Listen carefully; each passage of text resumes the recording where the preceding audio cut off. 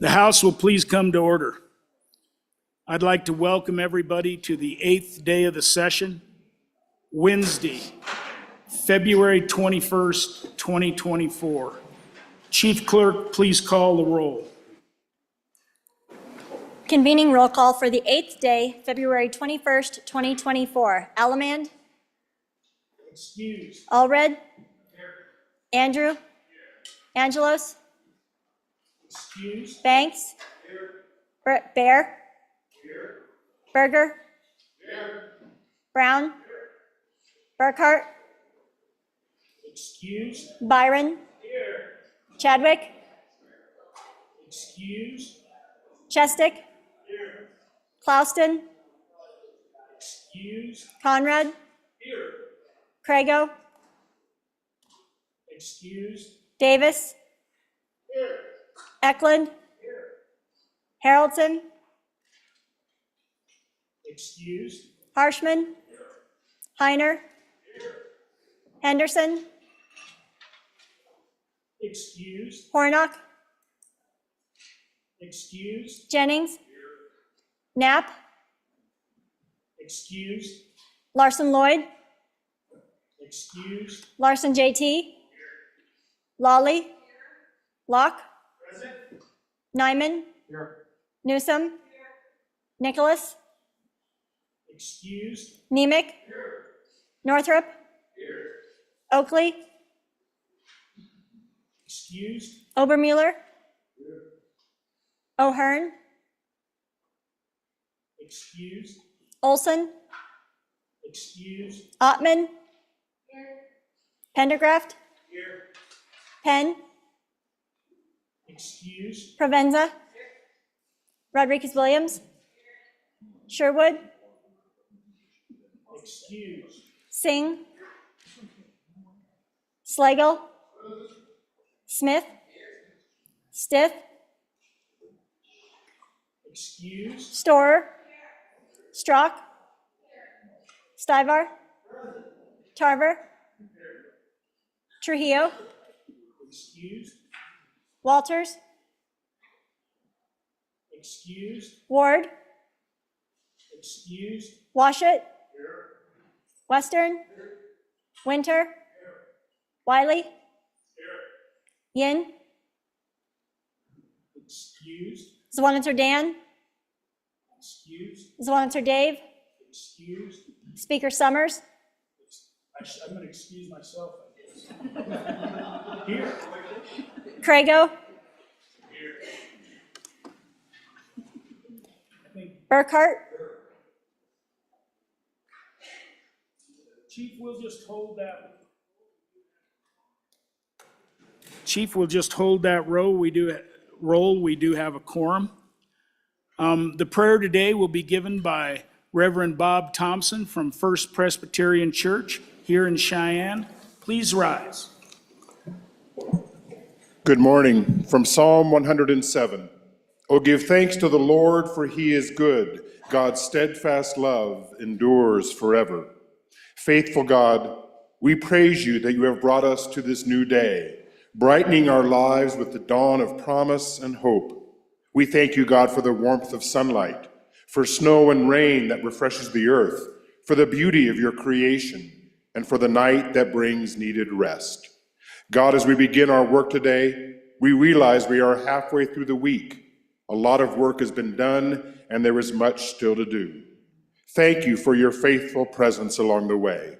Give us your strength to continue the good work that is set before us, and guide us each step of the way by your light. Gracious Lord, the psalmist today reminds us that your steadfast love endures forever. Thank you for loving us, God, and teaching us what it means to love one another. You taught us in the story of the Good Samaritan that to love our neighbor means to love the person whom we most disagree with. In that parable, you tore down the barriers that we have erected between one another. Empower us to live out that heavenly type of love, to be your beloved, and to live into that love. You have reminded us that love is patient, kind, and does not insist on its own way. Love rejoices in the right, bears all things, believes all things, and hopes all things. Most importantly, you have assured us that your love never ends. Empower us through your Holy Spirit to clothe ourselves with your unconditional and unending love. God, I lift up to you the work being done in this House of Representatives. You have called each person here for a purpose and laid on their heart the desire to speak for their community and for Wyoming. As they make decisions for this great state, they face a daunting task to discern how the bills placed before them will impact the future of this state and the families in their communities. I pray your Spirit be with them and give them wisdom and foresight for the overtures that come before them.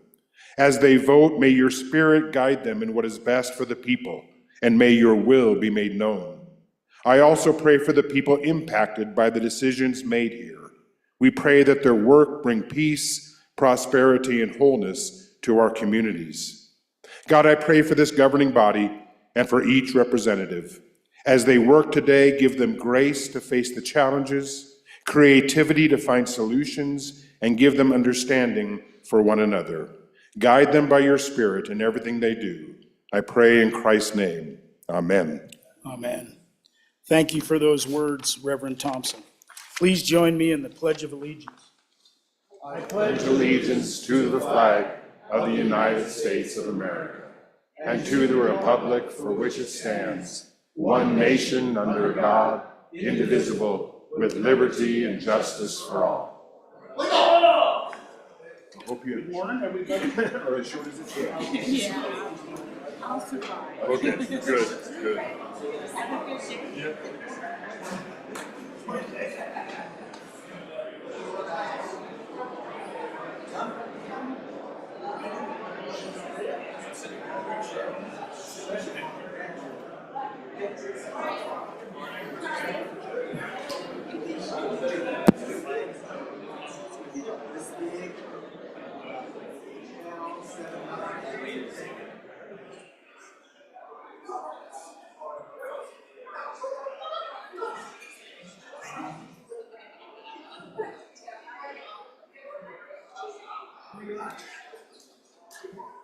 Good morning.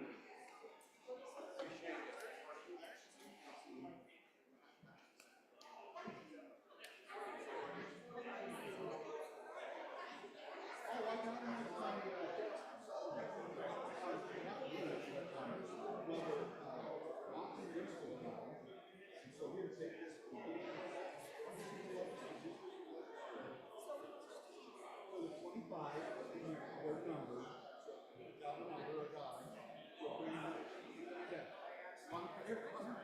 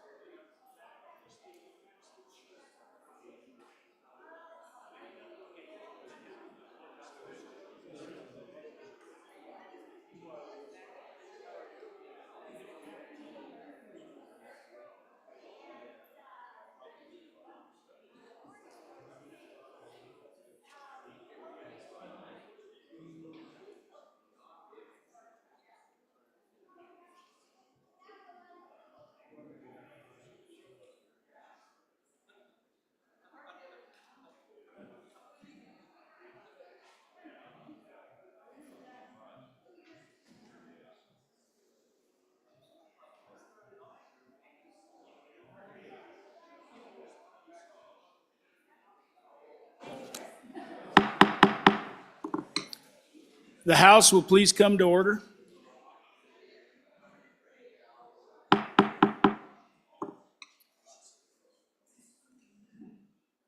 Chief Clerk, I suppose we'll do a privilege or two, and then we'll come back to that roll call, and then maybe we'll have it. So, ladies and gentlemen, if you guys could all find a seat.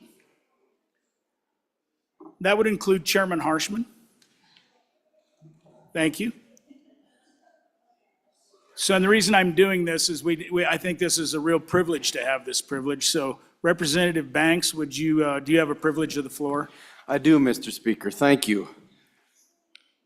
Members, today we have the privilege of welcoming back to this chamber a predecessor of mine and somebody who I looked up to throughout my youth getting involved in politics. A longtime chairman of the House Labor and Health Committee who did a lot for this state throughout her tenure in this chamber. And we get to have the privilege of welcoming her back. Members of the 67th, please welcome back Elaine Harvey to the House of Representatives. Hear, hear.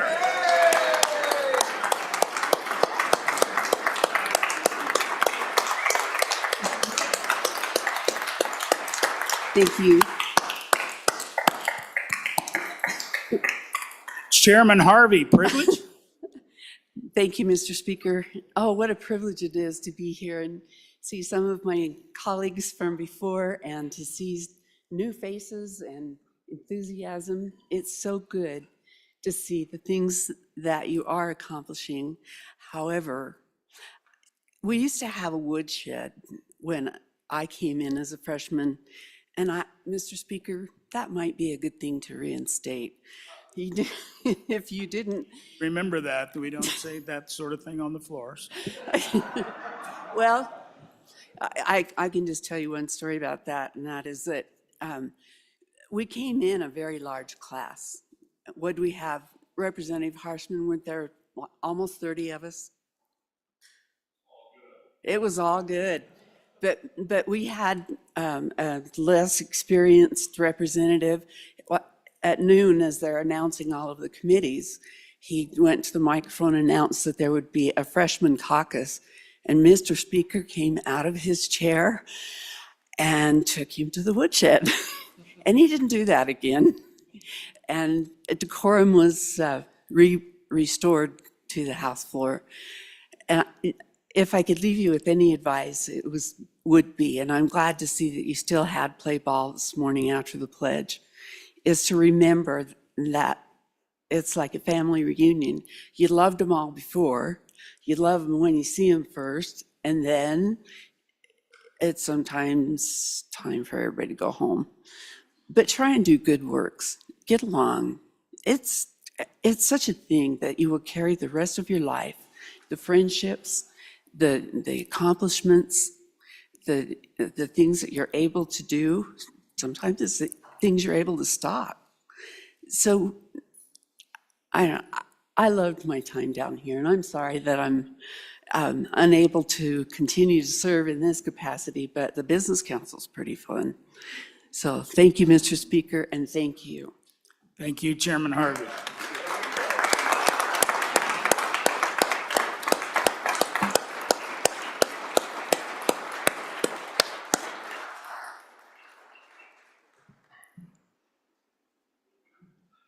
Chairman Harvey was one of those people that always had a smile and a hug for you in the morning when we did play ball. And there were two chairmen, her and Chairman Lockhart, when they were in committee. They pretty much ruled those committees with an iron fist. And so you see both sides of people and how they view decorum and how they view how to handle the legislature. But it's a privilege to have her here. Representative Byron, I think you have somebody in the audience that we ought to recognize as well. Thank you, Mr. Speaker. Privilege of the floor. Please go ahead. I will try not to cry, but it's almost a guarantee. Body, this morning I have Bayless Sword. Please stand up. Bayless is, I'm going to keep trying not to cry. Bayless is my rock. She's my teammate. She's my #1 supporter. She is the love of my life, and she's my wife. Welcome to the House. Here, here.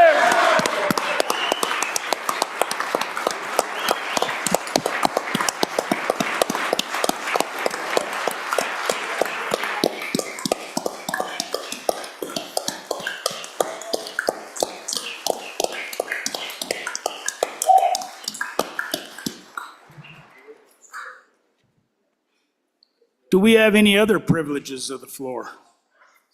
Just checking, just checking. Chief Clerk, let's try to finish that roll best we can. We'll have one committee #2 probably out still, but they're doing their work. Allemand? Present. Angelos? Chadwick? Excused? Clauston? Excused? Haroldson? Henderson? Henderson, why don't we just hold on, excused for now, but I think they're coming in. Hornock? Knapp? Oakley?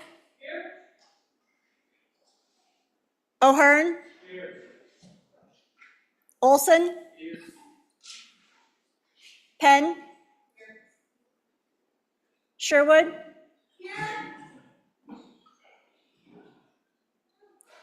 Trujillo? Ward? Yin. Zwonitzer Dan. Zwonitzer Dave. Walters. Larson Lloyd. Stiff. Nicholas. Henderson. Clouston.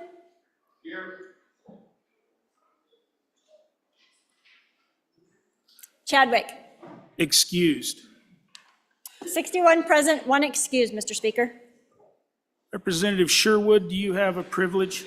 Yes, Mr. Speaker, thank you. So up in the gallery, we have some very special guests. These are constituents of mine who have traveled from the Slow and Easy Ranch in Garrett. I would ask you to please provide a warm welcome to Anna, Carson, Emmett, and Waverly.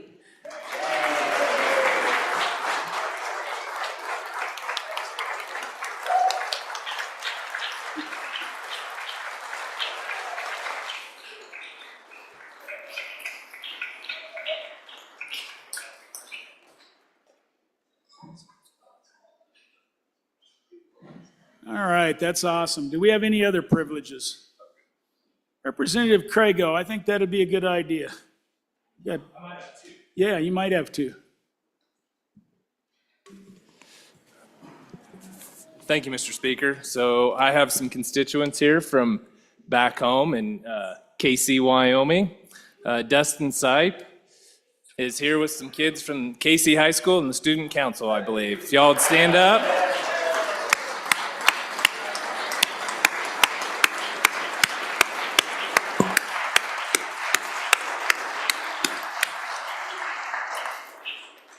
And I would also like to introduce my daughter, who many of you have seen running around here last year and this year, Lily, and my wife, Kristen, who keep me lined out on a daily basis. Appreciate them being here. Please welcome them too.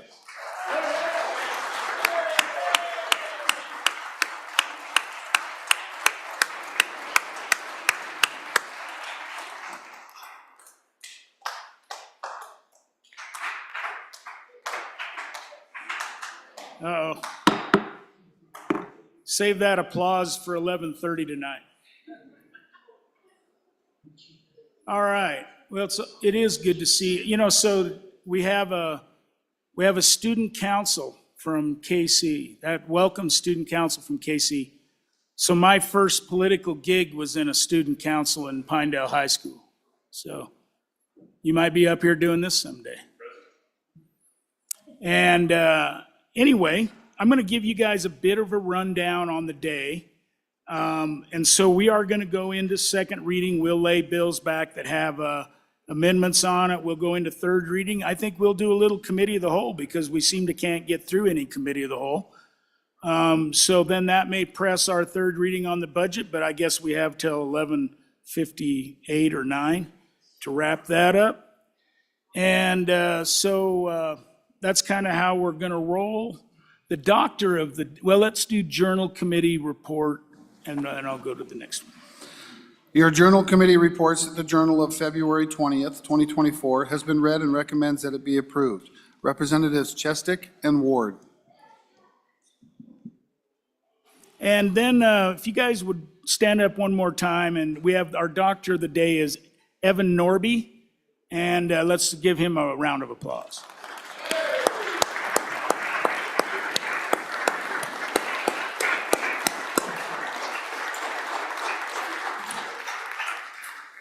Thank you, Doctor.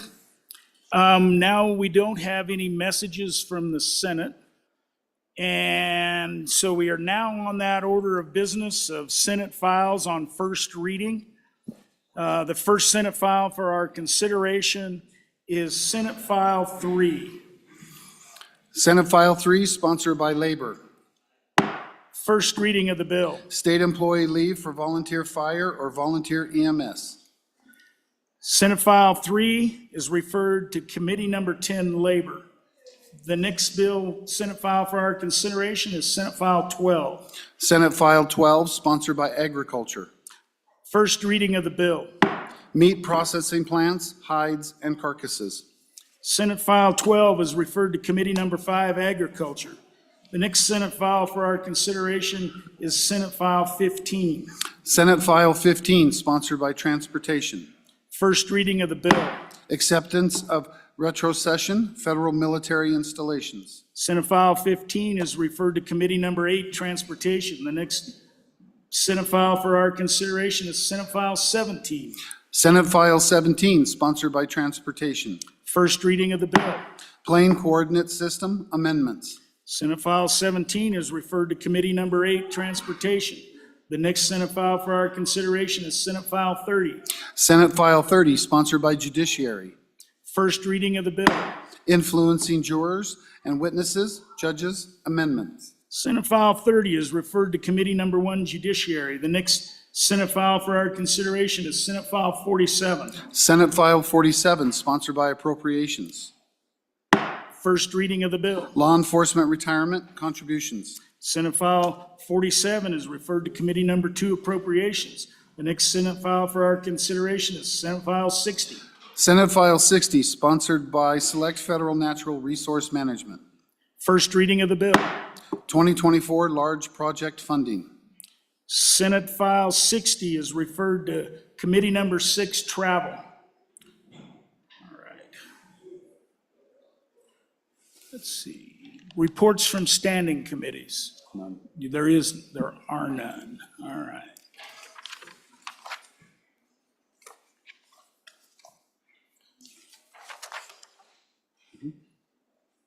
We're at that order of business of bills on second reading. Mr. Majority Floor Leader, are you here? Don't need it. I need some bills laid back. Without that, Whip Western, come to the podium up here so I can give you a list of bills to lay back that have amendments on them one day.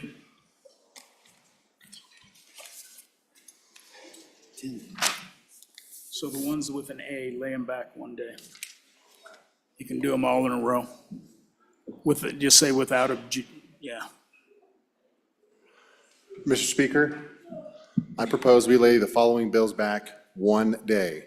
House Bill 3, House Bill 4, House Bill 45, and House Bill 92.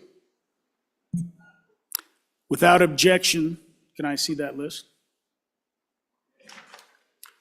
Without objections, House Bill 3, House Bill 4, House Bill 45, and House Bill 92 are laid back one day.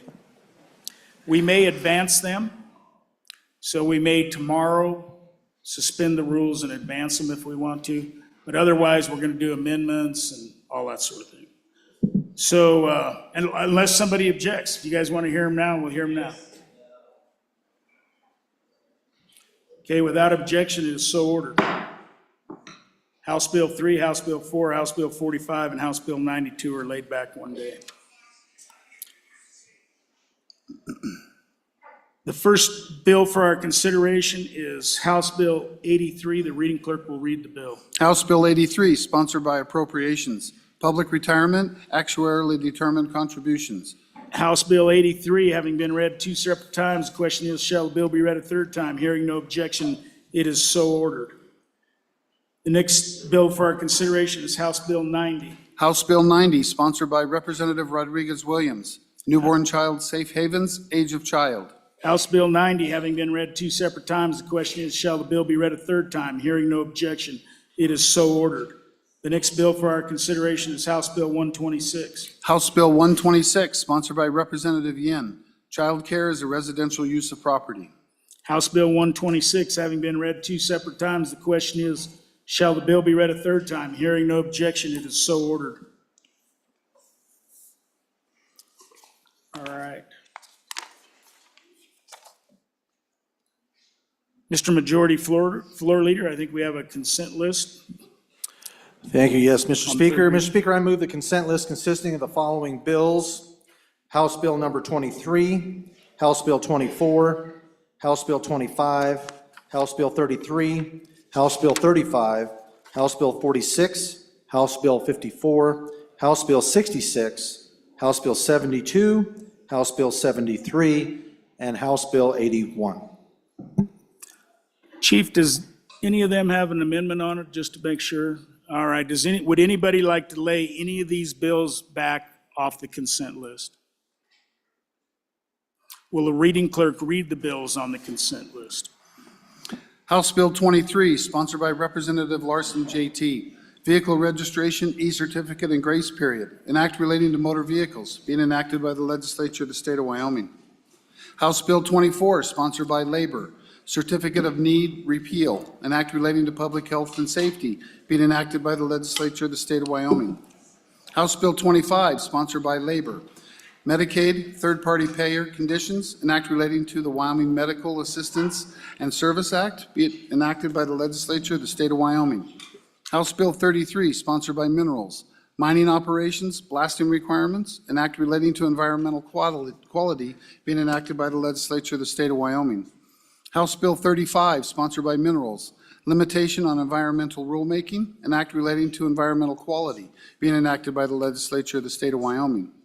House Bill 46, sponsored by Representative Walters. Chancery Court, timeline for resolution of disputes, an act relating to courts, being enacted by the legislature of the state of Wyoming. House Bill 54, sponsored by Representative Washit. Wyoming Reads Day, an act relating to legal time and holidays, being enacted by the legislature of the state of Wyoming. House Bill 66, sponsored by Representative Brown. Firefighter cancer screening benefits, an act relating to labor and employment, being enacted by the legislature of the state of Wyoming. House Bill 72, sponsored by Appropriations. Workers' compensation, provision for adverse deviation, an act relating to workers' compensation, being enacted by the legislature of the state of Wyoming. House Bill 73, sponsored by Appropriations. Abandoned mine reclamation accounts, an act relating to environmental quality, being enacted by the legislature of the state of Wyoming. House Bill 81, sponsored by Representative Banks. Public officer training amendments, an act relating to the administration of government, being enacted by the legislature of the state of Wyoming. Having been read 3 separate times, the question is, shall these bills pass the House? Chief Clerk, please call the roll on the consent list. Allemand? Allred? Allred? Excused. Andrew? Angelos? Banks? Bear? Berger? Brown? Burkhart? Byron? Chadwick? Chestick? Clauston? Conrad? Crago? Davis? Eklund? Haroldson? Harshman? Heiner? Henderson? Hornock? Jennings? Knapp? Larson Lloyd? Larson JT? Lawley? Locke? Nyman? Newsom? Nicholas? Nemec? Northrop? Oakley? Oakley? Obermueller? O'Hearn? Olson? Ottman? Pendergraft? Penn? Provenza? Rodriguez-Williams? Sherwood? Singh? Slagle? Smith? Stith? Storer? Strock? Stivar? Tarver? Trujillo? Trujillo?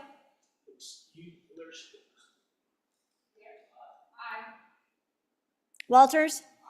Ward? Washut? Western? Winter? Wiley? Yin? Zwanitzer Dan? Zwanitzer Dave? Speaker Summers? Are there any changes? Closing vote? Allred? Excused to aye. Further changes? Closing vote? Vote closed. 62 aye.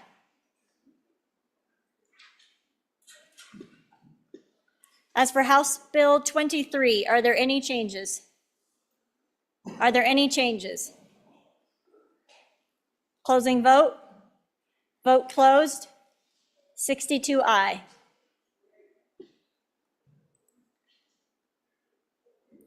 As for House Bill 24, are there any changes? Larson Lloyd, aye to no. Further changes? Henderson, aye to no. Further changes?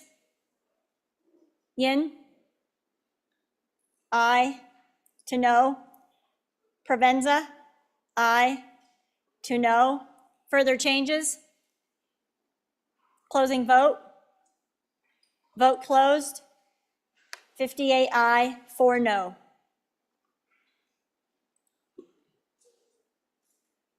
As for House Bill 25, are there any changes?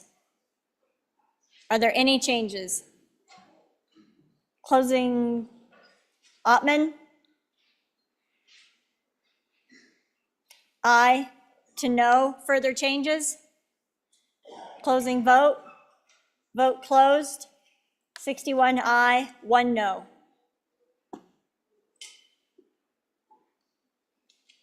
As for House Bill 33, are there any changes?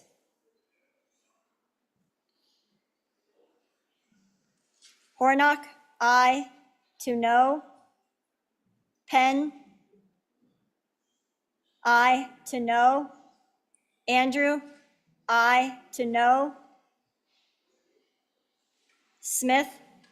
Aye. To no. Slagle? Aye. To no. Stivar? Aye. To no. Ward? Aye. To no. Bear? Aye. To no. Strock? Aye. To no. Winter? Aye. To no. Jennings? Aye. To no. Allemand? Aye. To no. Pendergraft? Aye. To no. Further changes? Further changes. Closing vote? Vote closed. 49 aye, 13 no. As for House Bill 35, are there any changes?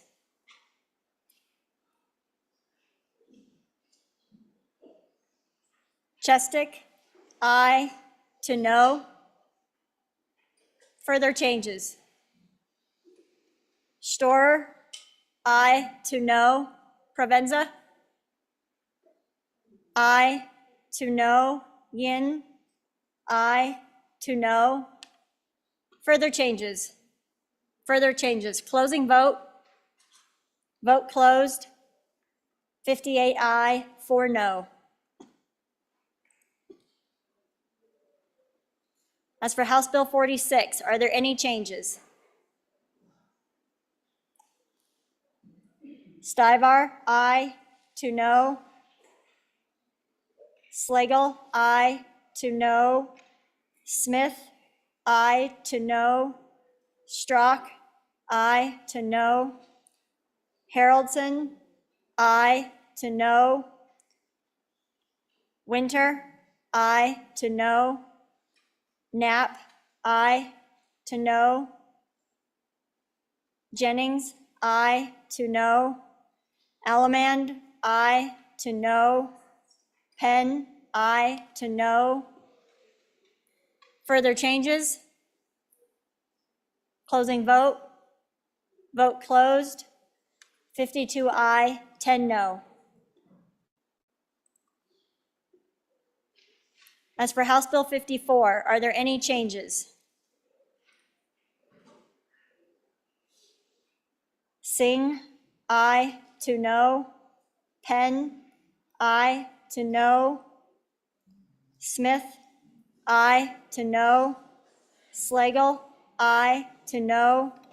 Stivar, aye. To no. Ottman, aye. To no. Strock, aye. To no. Knapp, aye. To no. Jennings, aye. To no. Allemand, aye. To no. Further changes? Closing vote. Vote closed. 52 aye, 10 no.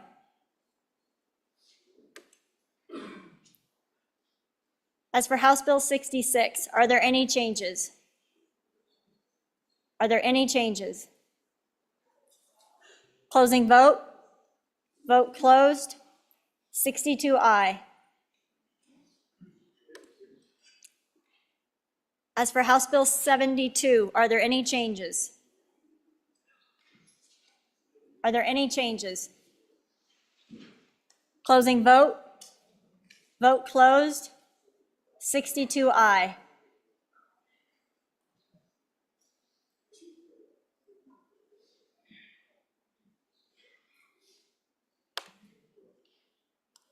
As for House Bill 73, are there any changes?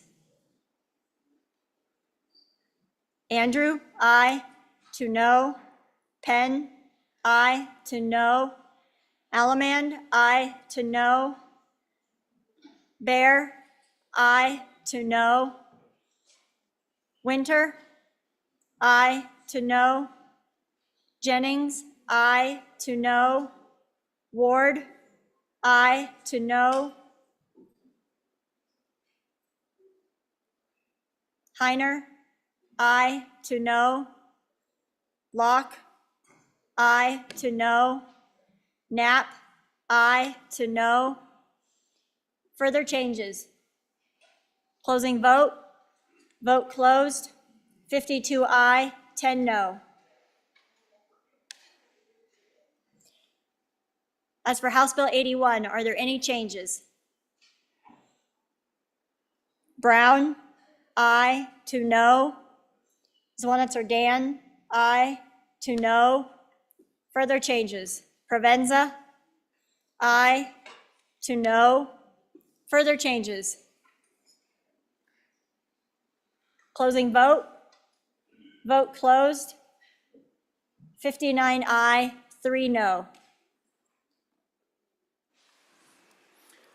Having received the affirmative vote of the majority of the members elected to the House, House Bills 23, 24, 25, 33, 35, 46, 54, 66, 72, 73, and 81 have passed the House.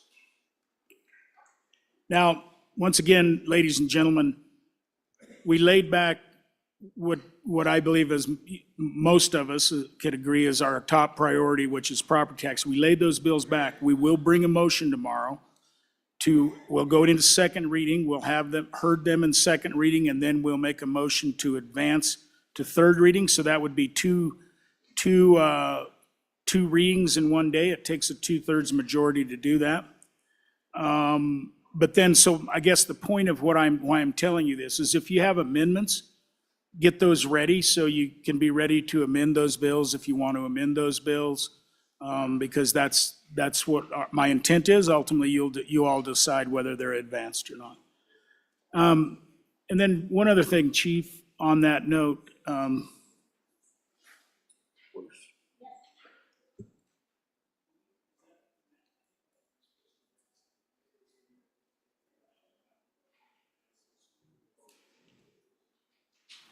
And I'm not sure, I'd have to look at the rule, but I think I'm supposed to tell you that I'm going to advance them the day before, and so I'm mentioning that.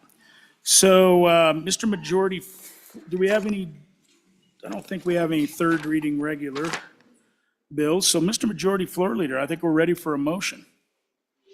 Yep. We're going to go into Committee of the Whole. Mr. Speaker, I move the House resolve itself into Committee of the Whole. All those in favor say aye. All those opposed? Motion carries. Chairman Western.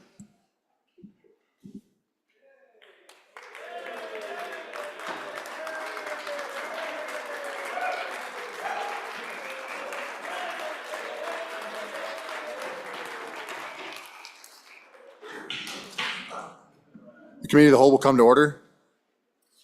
First bill for our consideration is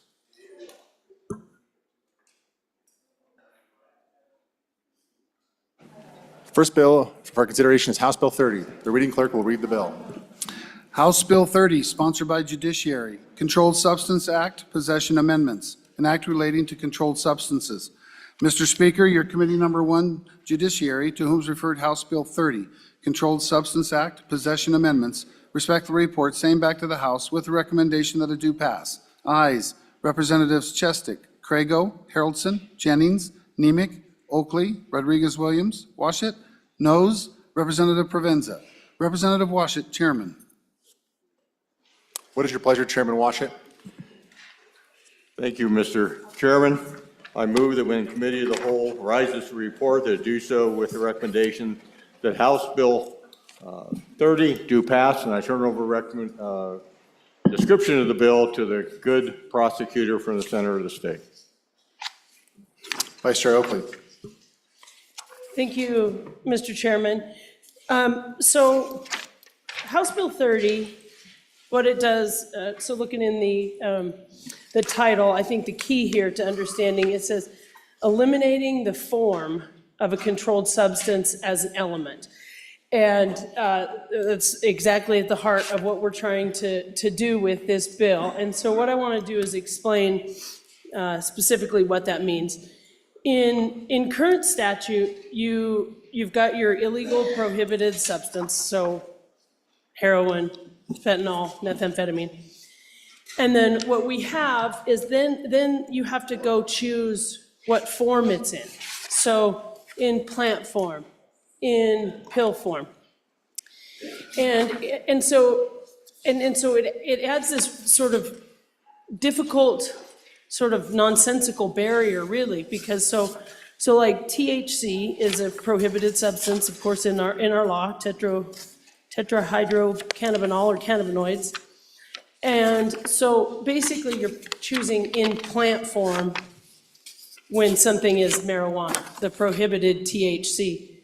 But of course, what we see is it's in all sorts of different forms. It's in vape oil and hash and gummies and things like that. So going and picking in plant form just doesn't make any sense. I'd also say, like, one of the things we see, fentanyl. So we have to pick it in pill form. Well, it was originally in pill form, but now it might be crushed, it might be mixed with something. It might be burnt and gooey, so it's not really in pill form.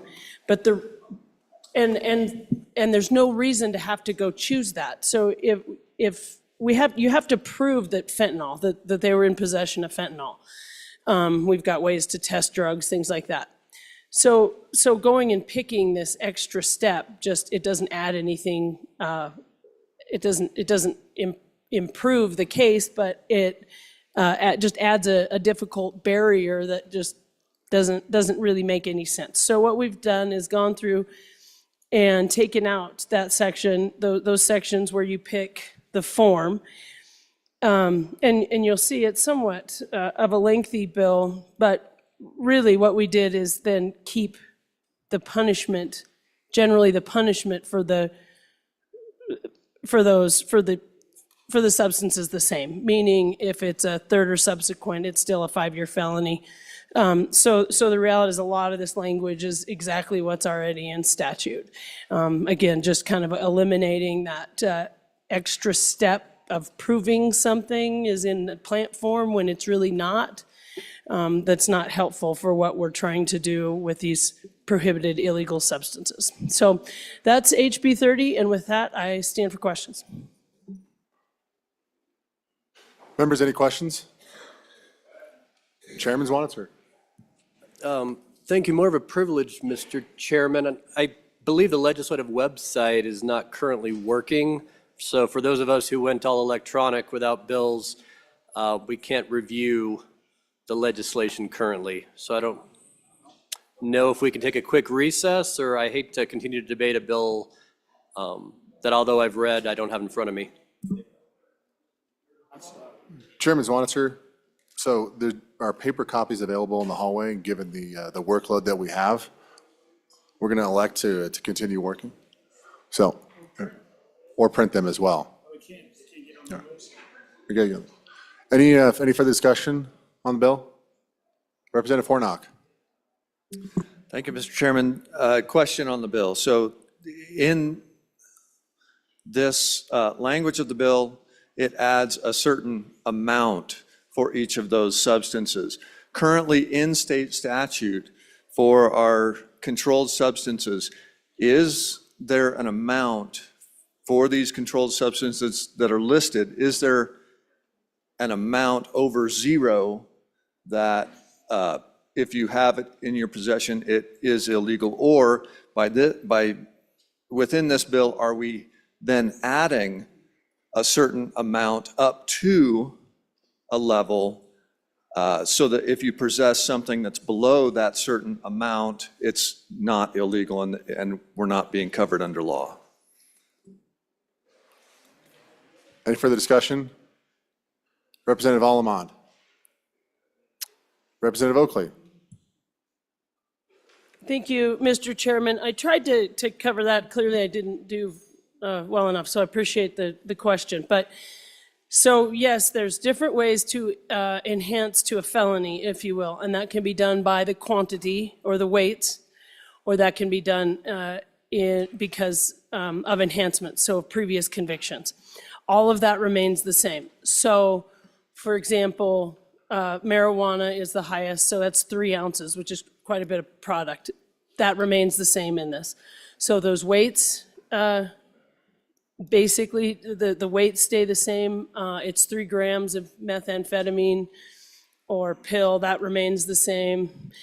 So that quantity to enhance to a felony, those generally remain the same. There's also how much in liquid form would enhance to a felony. That's generally the same. So any of those sort of substantive changes to the law are not contained in this. Does that make sense? Got it? Clear as mud? Any further discussion? Any further discussion? Are you ready for the question? Question being called. All those in favor of Chairman Washut's motion that when the Committee of the Whole rise to report to do so the recommendation that House Bill 30 do pass. All those in favor say aye. Aye. All those opposed say no. House Bill 30 has passed Committee of the Whole. The next bill for our consideration is House Bill 138. The reading clerk will read the bill. House Bill 138, sponsored by Capital Finance. State funds pool of participation and fund limits, an act relating to the investment of state funds. Mr. Speaker, your Committee Number 2 Appropriations, to whom is referred House Bill 138, State Funds, Pool A, Participation and Fund Limits. Respectfully report, same back to the House with the recommendation that it do pass. Ayes, Representatives Henderson, Larson, Nicholas, Sherwood, Stith, Walters, Swanitzer. Representative Nicholas, Chairman. What is your pleasure, Chairman Nicholas? Thank you, Mr. Chairman. I move when the Committee Whole rise and report does so with the recommendation that House Bill 138 do pass, and I turn the explanation over of the bill and anything else with it to the good representative from Trona County. Representative Walters. Thank you, Mr. Chairman. And members, House Bill 138, this is an update to how our Pool A and the participation in Pool A. And so what this bill does is it requires a minimum amount of funds to participate in Pool A to be $5 million.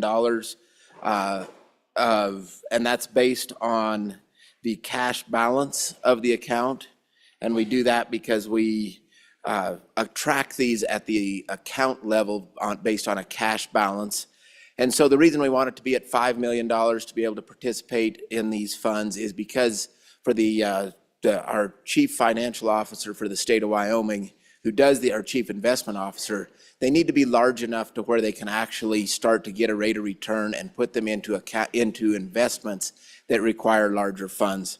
So that's the first half of the bill, is it requires a minimum investment of $5 million for the fund itself to participate in Pool A. And then the second part of it is we start to remove a few accounts that didn't have any funds in them, such as zero, or one account has very little in it, so we remove those accounts. And then the third part is we appropriate $2 million into the Wyoming Public Television Matching Funds account. That gets it to an account balance of a little over $5 million. We appropriate a little over $2 million, $1.9 million into the State Fair Endowment account. That gets it over the $5 million threshold. And then on the repealers, we repeal 3 separate accounts that, like I said, had zero funds in them as those accounts are going away. And so it's really cleaning up how we are investing the funds in Pool A. And with that, I would ask for a favorable vote of aye and answer any questions if there are any, members. Members, any questions? Question being called? All those in favor of when the committee of the whole rise to report to do so, Chairman Nicholas's recommendation that House Bill 138 do pass. All those in favor say aye. All those opposed say no. House Bill 138 has passed committee of the whole. The next bill for our consideration is House Bill 31. The reading clerk will read the bill. House Bill 31, sponsored by Judiciary, Peace Officers, Records, and Reporting, an act relating to the administration of government. Mr. Speaker, your Committee Number 1, Judiciary, to whom is referred House Bill 31, Peace Officers, Records, and Reporting, respectfully report same back to the House with the recommendation that it do pass. Ayes, Representatives Chestick, Crago, Haroldson, Jennings, Nemec, Oakley, Provenza, Rodriguez-Williams, Washit. Representative Washit, Chairman. What is your pleasure, Chairman Washit? Thank you, Mr. Chairman. I move that when Committee of the Whole rises to report, to do so with the recommendation House Bill 31 do pass, and I turn over explanation to the good professor from over the hill. Representative Provenza. Thank you, Mr. Chairman. Good morning, members. Bring to you House Bill 31. Members, this bill protects the integrity of our hardworking and honest law enforcement community by ensuring that the accountability mechanism of government actually works. Over the summer, the certifying agency that is responsible for overseeing law enforcement certifications had to file a civil case in court against my county sheriff's department as a result of ambiguity in the law as to whether peace officer personnel files were subject to post review. Because the law is ambiguous, our law enforcement agencies are concerned about handing over that personnel file to post, and therefore has been requiring that subpoenas be issued. The unfortunate thing that happened was that the Albany County District Court found that our state statutes are not clear.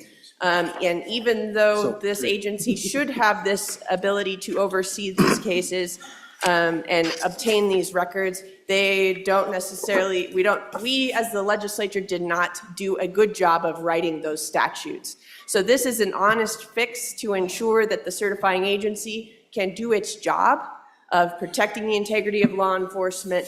And so I bring this bill in hopes of cleaning up those laws. If we don't pass this law, the unfortunate thing that could happen is that all law enforcement agencies would then not be able to hand over any records and handle cases that they would like to participate in. So I ask for your favorable consideration. Thank you. Any further discussion? Any further discussion? Question being called. All those in favor of Chairman Washit's motion that when the Committee of the Whole rise to report, it do so the recommendation that House Bill 31 do pass. All those in favor say aye. Aye. All those opposed say no. No. House Bill 31 has passed Committee of the Whole. The next bill for our consideration is House Bill 12. The reading clerk will read the bill. House Bill 12, sponsored by Agriculture, Wyoming Dairy Marketing Act, repeal, an act relating to agriculture. Mr. Speaker, your Committee Number 5, Agriculture, State, and Public Lands and Water Resources, to whom is referred House Bill 12, Wyoming Dairy Marketing Act, repeal, respectfully report same back to the House with the recommendation that it do pass. Ayes, Representatives Alleman, Allred, Banks, Conrad, Crago, Davis, Eklund, Slagle, Winter. Representative Eklund, Chairman. What is your pleasure, Chairman Eklund? Mr. Majority Whip, I move that when the Committee of the Whole rises to report, it do so with the recommendation that House Bill 12 do pass. And I will quickly explain the bill. Ladies and gentlemen, this is a fairly simple bill. We have rules, regulations, and whatnot for the care of dairy products. And we have very few dairies in the state. And we have no dairy processing going on. It's administered by the Department of Ag, and all of the rules they have are really outdated. This will trim down our green books. We take out 1136-101 through 1136-110, and If by chance we have a resurgence of dairy in the state of Wyoming, which would be wonderful, they would have to write a new set of rules. These are so outdated, so, and they'd be willing to do that, but I would appreciate an aye vote on this. Members, any discussion? Question being called. All those in favor of Chairman Eklund's motion that when the committee of the whole rise to report, it do so with the recommendation that House Bill 12 do pass. All those in favor say aye. All those opposed say no. House Bill 12 has passed committee of the whole. The next bill for our consideration is House Bill 29. The reading clerk will read the bill. House Bill 29, sponsored by Judiciary, Cold Case Database and Investigations, an act relating to the Attorney General. Mr. Speaker, your committee number 1, Judiciary, to whom is referred House Bill 29, Cold Case Database and Investigations, respectfully report same back to the House with the recommendation that it do pass with the following amendments. Ayes, Representatives Chestick, Crago, Haroldson, Jennings, Nemec, Oakley, Provenza, Rodriguez-Williams, Washit. Representative Washit is chairman. This bill was re-referred to Committee Number 2, Appropriations. Mr. Speaker, your Committee Number 2, Appropriations, to whom is referred House Bill 29, Cold Case Database and Investigations, respectfully report same back to the House with the recommendation that it do pass. Ayes, Representatives Henderson, Larson, Nicholas, Sherwood, Stith, Walters, Zwanitzer. Representative Nicholas, chairman. What is your pleasure, Chairman Washit? Thank you, Mr. Chairman. I move that when the committee of the whole rises to report, it do so with the recommendation that House Bill 29 do pass, and I further move the adoption of the standing committee amendments. Turn over the explanation of both to the representative from House District 45. Representative Provenza. Thank you, Mr. Chairman. I'll do my best to help with the standing committee amendment, given I do not have it at my hand right now. But members, this just creates a statewide database so that we can assist law enforcement in making sure that we are looking at cold cases, looking at old cases that haven't been solved, and putting more of our resources behind law enforcement to solve cold case murders and missing persons. I will move the standing committee amendment if it hasn't been already by the chairman, but my recollection of this is that we are, we've reduced the number of years that this can be, that the cold case database can be changed from 3 to 2. So previously what we've done in the bill originally was that it took 3 years before this could be triggered. Now we're looking at 2 years. So that again just allows for these resources to get to these agencies sooner so that we can better assist earlier on when it's it's much more likely that we can maybe solve some of these cases. So I would ask for your favorable consideration on Standing Committee Amendment number 1. Any further discussion on the amendment? Question being called. All those in favor of Standing Committee Amendment number 1 to House Bill 29, all those in favor say aye. All those opposed say no. That amendment is adopted. We are back in the bill. Any further discussion? Question being called. All those in favor of when the Committee of the Whole rise to report it do so with Chairman Washit's motion that when the Committee of the Whole rise to report it do so the recommendation that House Bill 29 do pass. All those in favor say aye. All those opposed say no. House Bill 29 has passed Committee of the Whole. The next bill for privilege of the floor, Chairman Eklund. Privilege, Mr. Chairman. Please proceed. I have the pleasure of having some of my school students here from Eastern Laramie County. They come from the Burns grade school, Burns Bronx, and these are a wonderful herd of fillies and colts. Their teachers are Mrs. Christina Patterson and Mr. Brandon Anderson.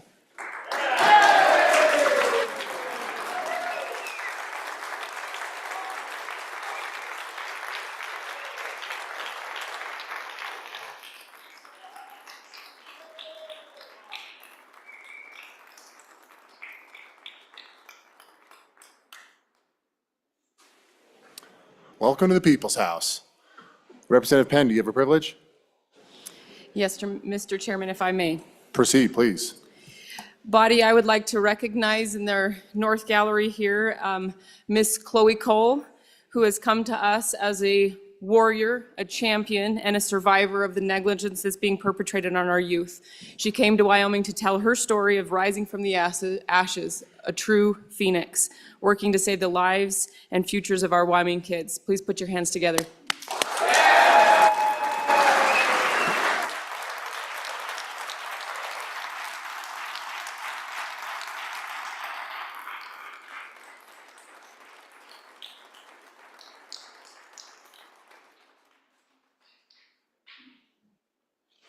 Welcome to the People's House. The next bill for our consideration is House Bill 58. The reading clerk will read the bill. House Bill 58, sponsored by Tribal, Forensic Genetic Genealogy Pilot Program, an act relating to law enforcement.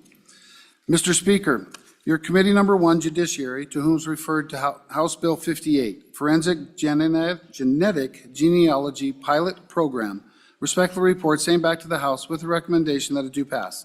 Ayes, Representatives Chestick, Crago, Jennings, Nemec, Oakley, Provenza, Rodriguez-Williams, Washit. Noes, Representative Harrelson. Representative Washit, Chairman. You've heard the reading of the bill. What is your pleasure, Vice? This bill was re-referred to Committee Number 2 Appropriations. Mr. Speaker, your Committee Number 2 Appropriations, to whom is re-referred House Bill 58, Forensic Genetic Genealogy Pilot Program, respectfully report same back to the House with the recommendation that it do pass. Ayes, Representatives Henderson, Larson, Nicholas, Sherwood, Stith, Walters, Swanitzer. Representative Nicholas, Chairman. You've heard the reading of the bill. What is your pleasure, Vice Chair Oakley? Thank you, Mr. Chairman. I move that when the Committee of the Whole rises to report, it do so with the recommendation that Bill number 58 do pass. Just proceed, Ken. So, members, this bill comes to you from our Tribal Relations Committee. As probably many of you are aware, there's a much larger discussion going on about tribal communities and problems specific to those communities as far as missing people and murdered people, and we're trying to look at different ways to address that and solve that. And so what we heard in committee is about this new method, some sort of new, it's not technology, but I'll get into that, if you will, that we've had some success stories around the country, really. And so what genetic genealogy is it combines using DNA technology, and that's one of the reasons this works, is that's actually getting to be something that's more accessible and more affordable now. And then they use actually traditional sort of genealogical research methods, if you will, and they put it together and they're solving some cold case murders. And so this just dovetails perfectly with the bill that we just heard just passed so we're looking to create a cold case database with DCI in the state of Wyoming. And then basically this creates a pilot program for this specific tool that would go under that category, if you will, of cold cases, and is a way that, again, a method that law enforcement could use. And so what this does is has $150,000 that would be allocated that law enforcement, if they had the right case and they wanted to do something, and you're talking under $10,000 probably for for them to do this. I mean, it depends, but so if the right case was there, law enforcement could use this pilot program, get a hold of that money and try to use genetic genealogy, which if you haven't had the opportunity to see it in action, there's some, there's on crime TV and things like that, you can see some cases where they've used it to solve, and it's a pretty cool thing. So I'm glad to be bringing this to you and a part of it, and for Wyoming to be on the cutting edge here, as well as, and it's for the whole state. This came through tribal relations because it's a big issue for those communities, but it's an issue for the entire state as well. So that's the explanation. With that, I'll stand for questions. Any further discussion? Seeing none. Question being called. All those in favor of Vice Chair Oakley's motion that when the Committee of the Whole rise to report it do so, the recommendation that House Bill 58 do pass. All those in favor say aye. Aye. All those opposed say no. House Bill 58 has passed committee of the whole. We've got another.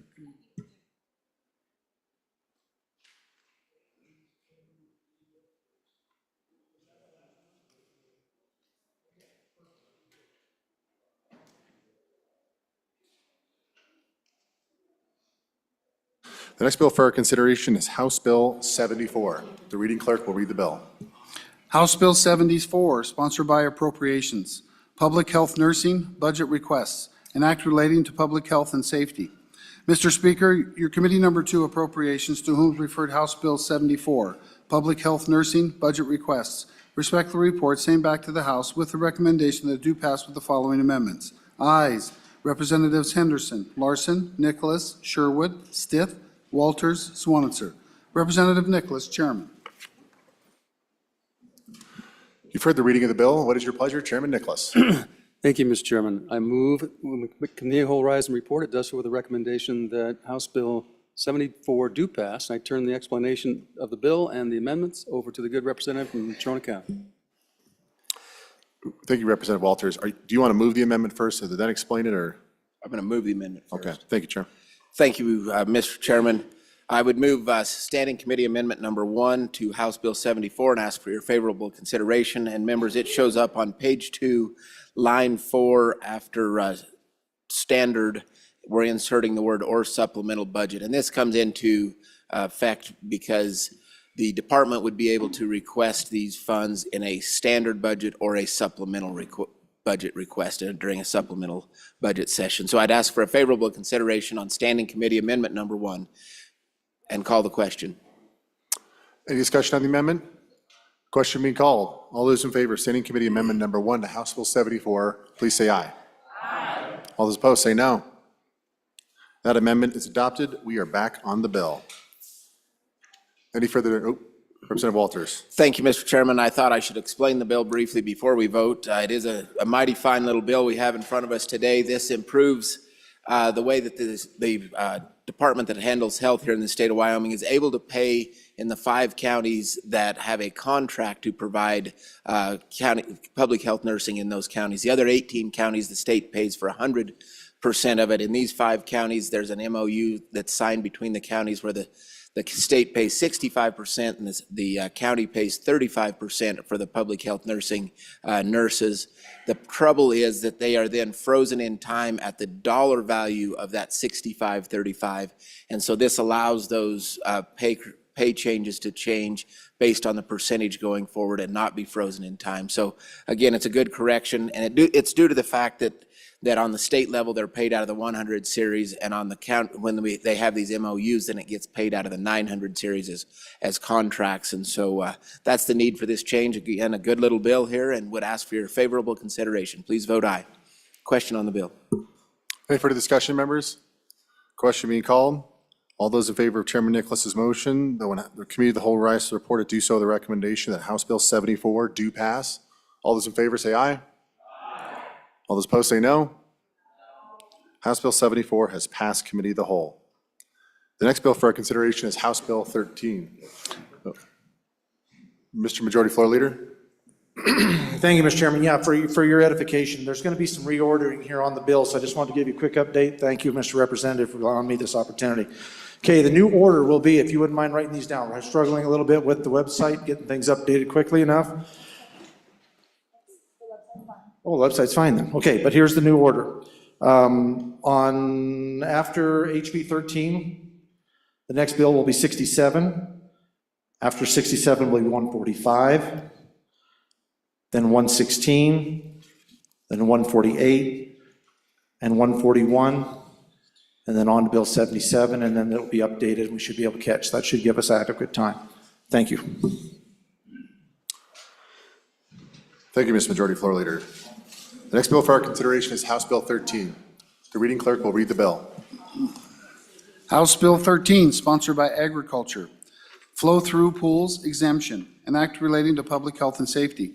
Mr. Speaker, your Committee Number 5, Agriculture, State, and Public Lands and Water Resources, to whom is referred House Bill 13, Flow-Through Pools Exemption, respectfully report same back to the House with the recommendation that it do pass. Ayes, Representatives Zolliman, Allred, Banks, Conrad, Crago, Davis, Eklund, Slagle, Winter. Representative Eklund, Chairman. You've heard the reading of the bill. What is your pleasure, Chairman Eklund? Mr. Majority Whip, I move that when the Committee of the Whole rises to report, it do so with the recommendation that House Bill 13 do pass.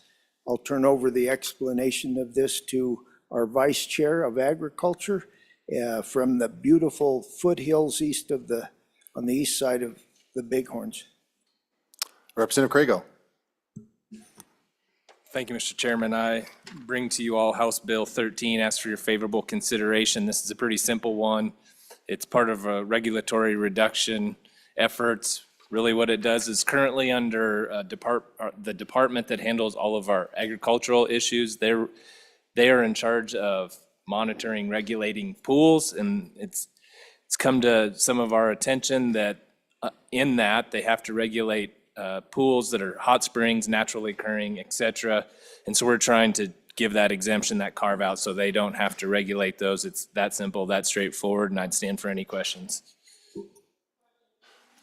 Members, is there any discussion? Question being called. All those in favor of Chairman Eklund's motion on the Committee of the Whole rise to report it do so with the recommendation that House Bill 13 do pass. All those in favor say aye. All those opposed say no. House Bill 13 has passed Committee of the Whole. The next bill for our consideration is House Bill 67. The reading clerk will read the bill. House Bill 67, sponsored by Representative Newsom. Outdoor Recreation and Tourism Trust Fund Administration 2, an act relating to state lands. Mr. Speaker, your committee number 6, Travel, Recreation, Wildlife, and Cultural Resources, to whom is referred House Bill 67, Outdoor Recreation and Tourism Trust Fund Administration 2. Respectfully report, same back to the House with the recommendation that it do pass with the following amendments. Ayes, Representatives Burkhart, Byron, Larson, Newsom, Singh, Storer, Western, Winter. Excused, Representative Angelos. Representative Newsom, Chairman. What is your pleasure, Chairwoman Newsom?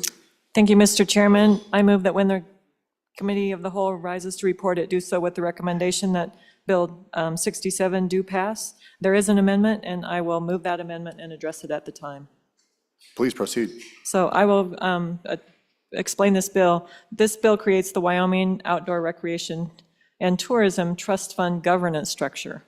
The trust fund and the income source from tourism was created last year in House Bill 74, but the governance structure was deleted from the bill across the hall. The trust fund has been created, and $6 million per biennium from the tourism account will be placed in the trust fund corpus and will continue to be contributed every biennium. Without this bill, we have a trust fund with no way to get money out of it. This bill creates the governance structure that's very similar to the Wyoming Wildlife and Natural Resources Trust Fund. So let me walk you through the bill. Page 1, we are creating new statutes. On page 2, the Wyoming Outdoor Recreation and Tourism Account Board is created. It will be a 9-member board with members from each judicial district. The board members will reflect outdoor recreation experience, including wildlife management, sportsman, tourism, motorized and non-motorized recreation, and private landowners. Members will serve a 6-year term. As you go to page 3, line 7 creates the secretary to the board position. There will not be a new position created, as there is already a director of outdoor Office of Recreation in the agency that takes care of our state parks. This agency will continue to fund this employee. Line 18 provides that the board will meet at least 4 times a year and will not be compensated, but will receive per diem. Page 4 details the grant application process, and line 3 states that large projects will be approved by the legislature and reviewed by the Select Natural Resources Funding Committee, just like the Wyoming Natural Resources and Wildlife Trust Fund. Small projects will be approved by the board. The rest of page 4 allows for the establishment of criteria for grants, matching funds, and other in-kind contributions, as well as the evaluation and ranking proposals. Page 5 continues with the valuation process, establishes criteria for the acceptance or rejection of gifts and donations. And line 19 on page 5 outlines consideration of grants to local communities and wildlife. This continues on to page 6. Page 6, line 7 lists the duties of the board. And line 22, continuing on to page 7 through line 5, is the board conflict of interest language. Page 7, line 7, states the reporting requirements of the board. An annual report is required to go to our chief executive officer, to our appropriations and travel committees, as well as the select committee. Moving on to page 7, and the bottom of page 8 details the grant application and eligible entities. The bottom of page 8 and through page 9 states the audit requirements. Page 9, line 17, and on to page 10 gives the select committee the duty of monitoring the trust fund projects. The bottom of page 10 continues through page 11 and 12 are definitions that are used in the bill. Page 12, line 14 starts with existing language that we passed last year creating the trust fund. And page 13, line 8 starts new language that creates the trust fund income account, which is the account that the interest from the trust will go into, and that is the account that money can be spent out of. The goal for this trust fund is $200 million, just like the Wildlife Natural Resources Trust Fund. Page 14, line 1 states that a person donating to the trust fund can specify whether they would like their donation to go into the trust fund itself, the corpus, or into the income account. Starting on line 9 of page 14, there are details on how the funds from the income account may be expended. Page 15 states that no large project can be funded without legislative action. Line 13 gives the board shall not have the powers of eminent domain. Line 15 and on to page 16 states all of the rules for public access easements. Page 16, line 8 states that there will be no kickbacks. And then I will move the standing committee amendment. So on page 16, line 15, there is the appropriation for $50,000. In the original bill, it says that'll be out of the general fund. The amendment has that come out of the trust fund itself. So on page 16, line 18, we'll delete general fund, insert Wyoming Outdoor Recreation and Tourism Trust Fund account. On page 17, line 3, we delete as provided. Page 17, line 4, we delete by law and insert the Wyoming Outdoor Recreation and Trust Fund account. And after the 2026, we delete the balance of that line, and we delete lines 5 through 8, as this language is not required because we are not accessing general fund monies. So I would ask for an aye on that amendment. Any discussion on the amendment? Question being called. All those in favor of Standing Committee Amendment number 1, please signify by saying aye. Aye. All those opposed, no. No. Standing Committee Amendment number 1 has been adopted. We're back on the bill. Chairman Newsom. Okay, we are back on the bill. Page 17, line 10 starts the funding model. $6 million will be appropriated from the Tourism Reserve and Special Projects account. In this biennium, $4 million will be deposited to the corpus and $2 million will be deposited to the income account. And this is a continuous appropriation.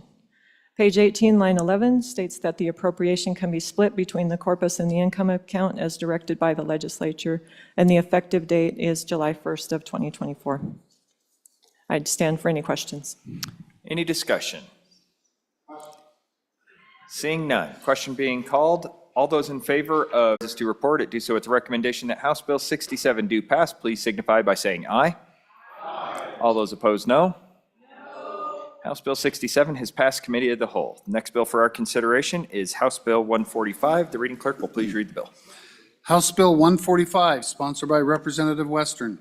Open banking amendments, an act relating to banking. Mr. Speaker, your committee number 9, Minerals, Business, and Economic Development, to whom is referred House Bill 145, open banking amendments, respectfully report same back to the House with the recommendation that it do pass. Ayes, Representatives Banks, Burkhart, Conrad, Heiner, Knapp, Larson, Tarver, Western. Excused, Representative Lawley. Representative Burkhart, Chairman. You've heard the reading of the bill. What is your pleasure, Chairman Burkhart? Thank you, Mr. Chairman. I move that when the committee of the whole rises to report, it do so with a recommendation that House Bill number 145 do pass. And I turn the discussion of the bill over to the good representative from the northern part of the state. Majority Whip Western. Thank you, Mr. Chairman. So I bring to you House Bill 145, a pretty straightforward bill. This body, I believe it was last year, passed our open banking legislation. These are some amendments. Pretty straightforward and simple, really does two things. First thing you'll see right there on page 2, lines 1 through 3. This is language that we are amending into our green books that maps it to the updated language that has been on the that our federal partners, I know we can't use agency names, but the agency that regulates consumer financial protection, they have some updated definitions in their regulations, so the language is simply mapping our laws to ensure that our definitions are the same. And the other part of the bill is there at the bottom of page 2. Basically what it says is that if I'm a third-party vendor or an application programming interface or an API, and I need to interact with the bank to get a bunch of information about a customer to provide a service that I am obliged to provide, the language in here simply says that I can only get the language that, or the data, the customer information, the personally identifiable information, can only get the information I need to perform the service that I am obliged to provide. I can't just ask for all the customer data that I can warehouse on the books and then monetize at a later point in time. So that's what it does, and I'd be happy to answer any questions. Any discussion? Question being called. All those in favor of Chairman Burkhart's motion when the Committee of the Whole rises to report it, do so with the recommendation that House Bill 145 do pass. Please signify by saying aye. All those opposed, no. House Bill 145 is passed the Committee of the Whole. The next bill for our consideration is House Bill 116. Reading clerk, please read the bill. House Bill 116, sponsored by Representative Angelos. Sage grouse, implementation, notice to landowners, an act relating to the administration of government. Mr. Speaker, your Committee Number 5, Agriculture, State and Public Lands and Water Resources, to whom is referred House Bill 116, sage grouse implementation, notice to landowners. Respectful report, same back to the House with the recommendation that do pass with the following amendments. Ayes, Representatives Alleman, Allred, Banks, Conrad, Crago, Davis, Eklund, Slagle, Winter. Representative Eklund, Chairman. You've heard the reading of the bill. I'm going to speak slowly so Chairman Eklund can get to the microphone. What is your pleasure, Chairman Eklund?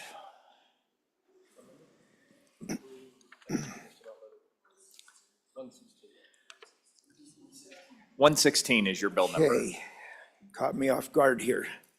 Mr. Chairman, I move that when the Committee of the Whole rises to report, it do so with the recommendation that Bill number 116 do pass. And there you are. Mr. Chairman, would you mind moving the committee amendment as well, please? Oh, and there is a committee amendment. I would move that as well.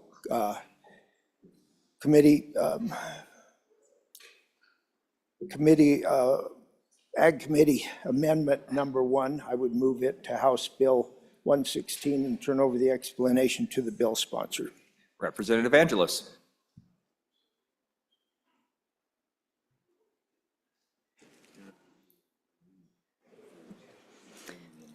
Mr. Chairman, I move House Bill 116 and ask for your favorable consideration.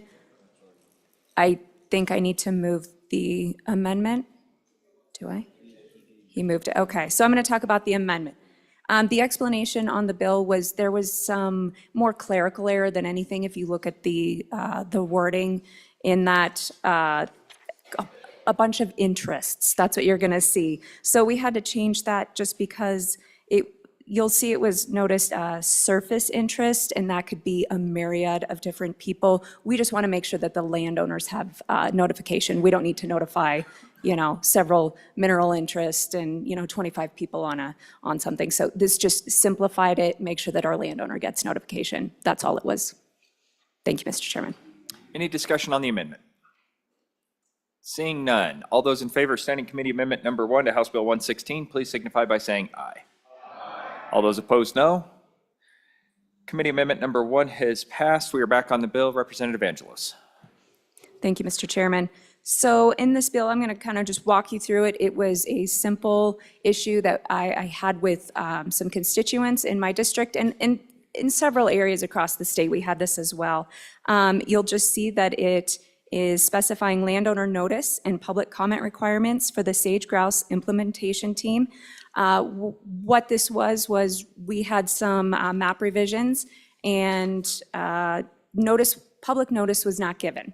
So we have a lot of ranchers and landowners who aren't online, who kind of heard through the grapevine, through email chains and things like that, that their property was going to be perhaps put into the core area map with sage grouse. And this wasn't in the sage grouse implementation team underneath their rules, so it wasn't their fault, it just wasn't there. So we just want to make sure that our landowners are given proper notice by mail, and if you see on page 2, it says no less than 45 days before making a recommendation to the governor that may affect landowner interest to send written notice by first-class mail. And then it also provides 30 days before that we will give public comment. So that's all it was, just to give public notice. I'll stand for any questions. Any discussion? Seeing none. Waiting for the question to be called. Question being called. All those in favor of Chairman Eklund's motion that when the Committee of the Whole rises to report, it do so with the recommendation that House Bill 116 do pass, please signify by saying aye. Aye. All those opposed, no. House Bill 116 is passed Committee of the Whole. The next bill for our consideration is House Bill 148. Reading clerk, please read the bill. House Bill 148, sponsored by Representative Lawley. Regulation of surgical abortions, an act relating to public health and safety. Mr. Speaker, your Committee Number 1, Judiciary, to whom is referred House Bill 148, Regulation of Surgical Abortions, respectfully report same back to the House with the recommendation that it do pass with the following amendments. Ayes, Representatives Crago, Haroldson, Jennings, Nemec, Oakley, Rodriguez-Williams, Washit. Noes, Representatives Chestick, Provenza. Representative Washit, Chairman. You've heard the reading of the bill. What is your pleasure, Chairman Washit? Thank you, Mr. Chairman. I move that when the Committee of the Whole rises to report, to do so with the recommendation that House Bill 148 do pass. And I further move the adoption of the Standing Committee amendments, and I turn over the explanation of both to the good representative from House District 27. Representative Lawley. Thank you, Mr. Chairman. Members, I present to you House Bill 48, Regulation of Surgical Abortions, and ask for favorable consideration. And we will go through the standing amendment first. You've got your bill in front of you. The first change in being amended is page 1, line 7, in the title, taking out requiring reports. And then on page 8, line 7, let me get there.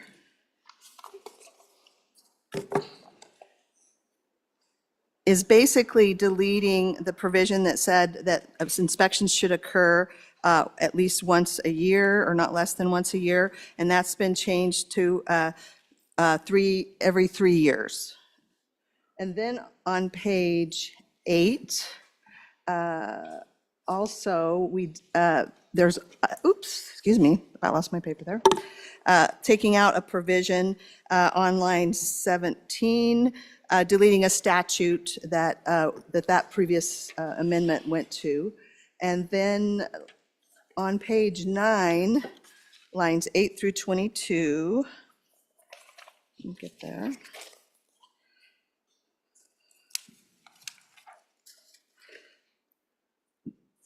Lines 8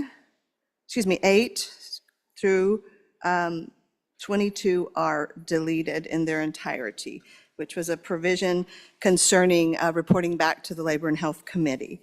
And those are the Standing Committee, that is the Standing Committee amendment.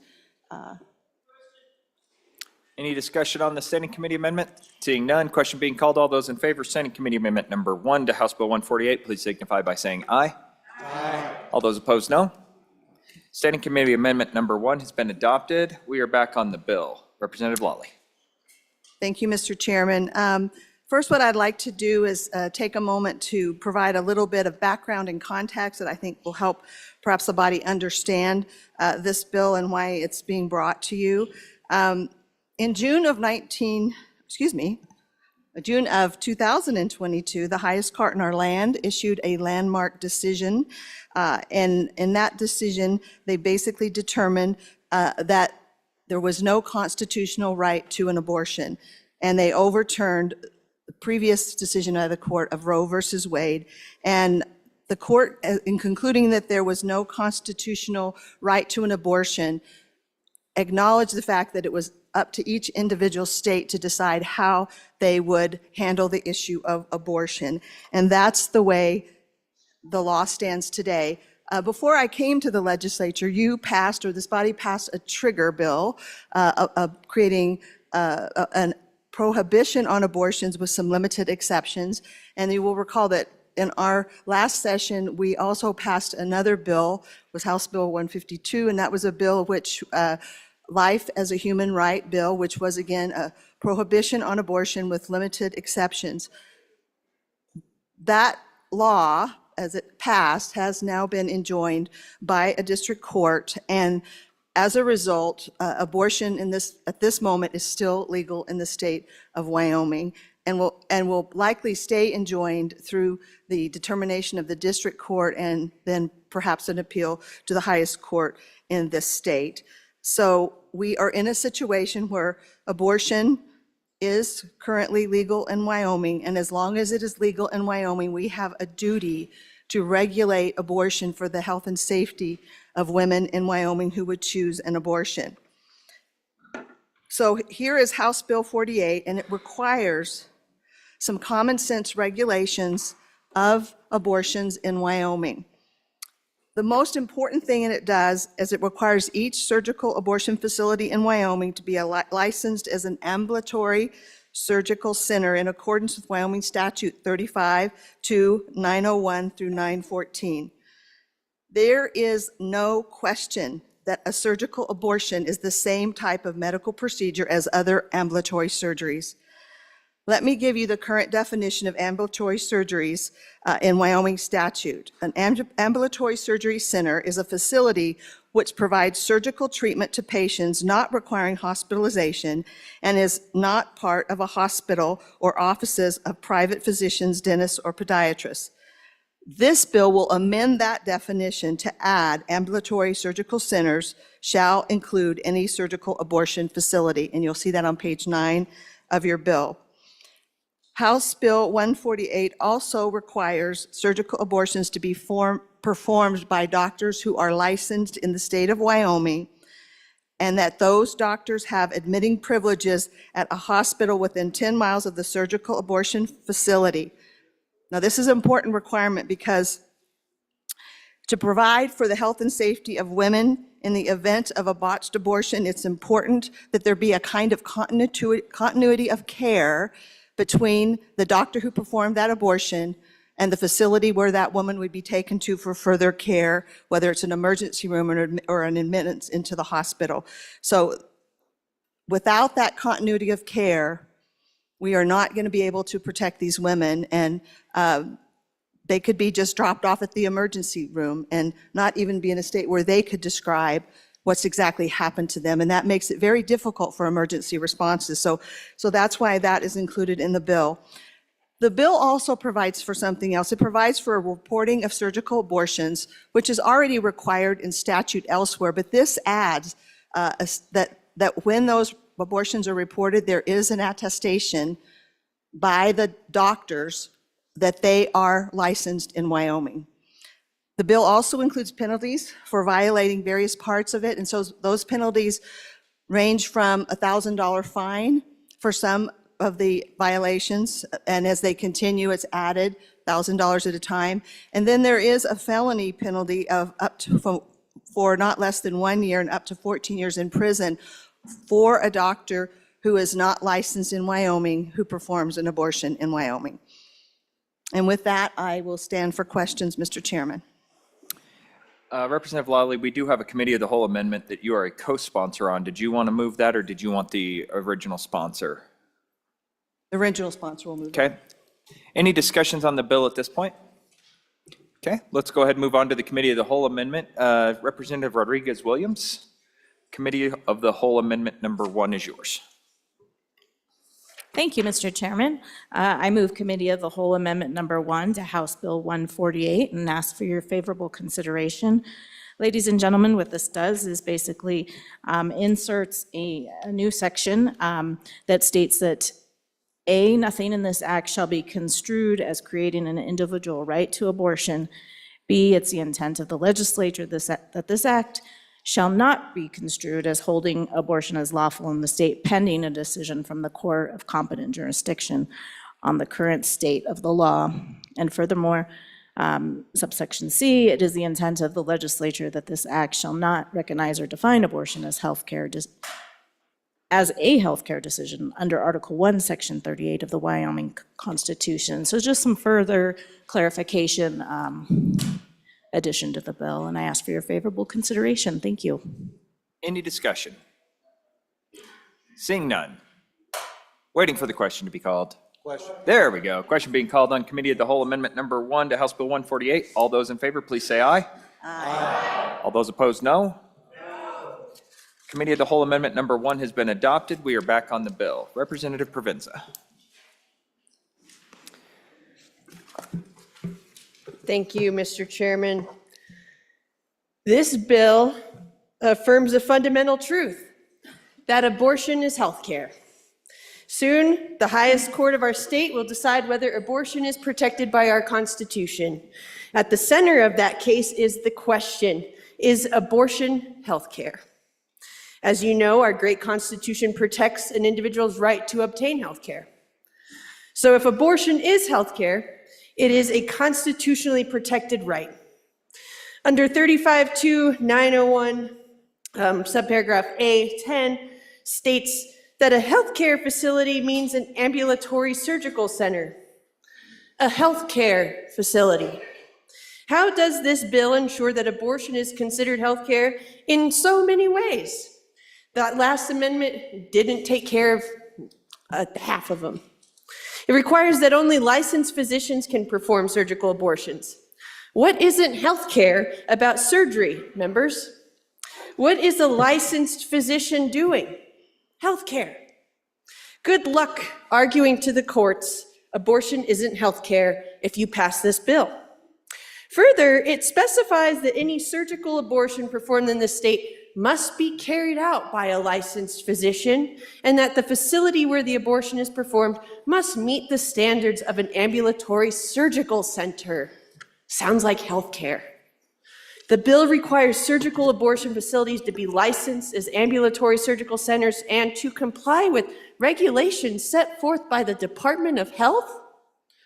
This ensures that facilities providing abortions meet certain standards of safety and quality, similar to other healthcare facilities. Only licensed physicians are permitted to perform surgical abortions.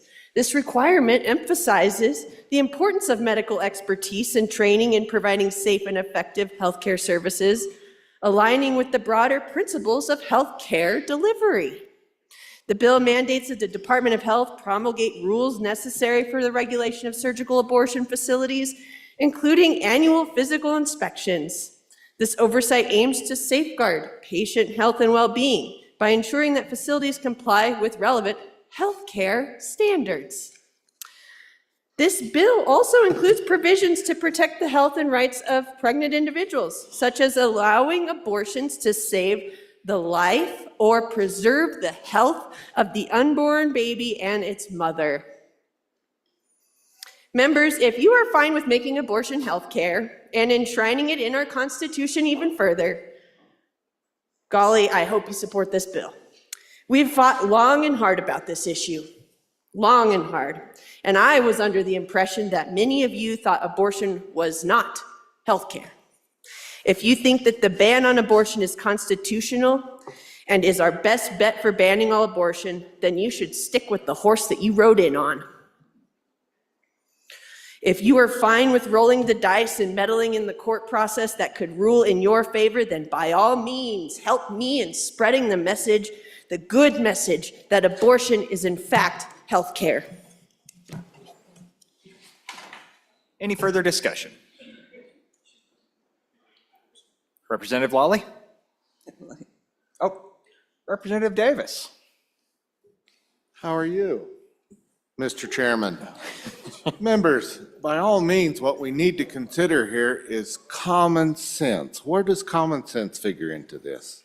You know, the right is right and wrong is wrong. So I think this is a good bill, and I'm glad to see it. Thank you. Representative Lawley. Thank you, Mr. Chairman. While I respect the good representative, I strongly disagree with her legal analysis, and I look forward to her aye vote on this bill. With that said, I would just summarize by saying House Bill 148 provides a typical set of health and safety standards for this type of medical procedure.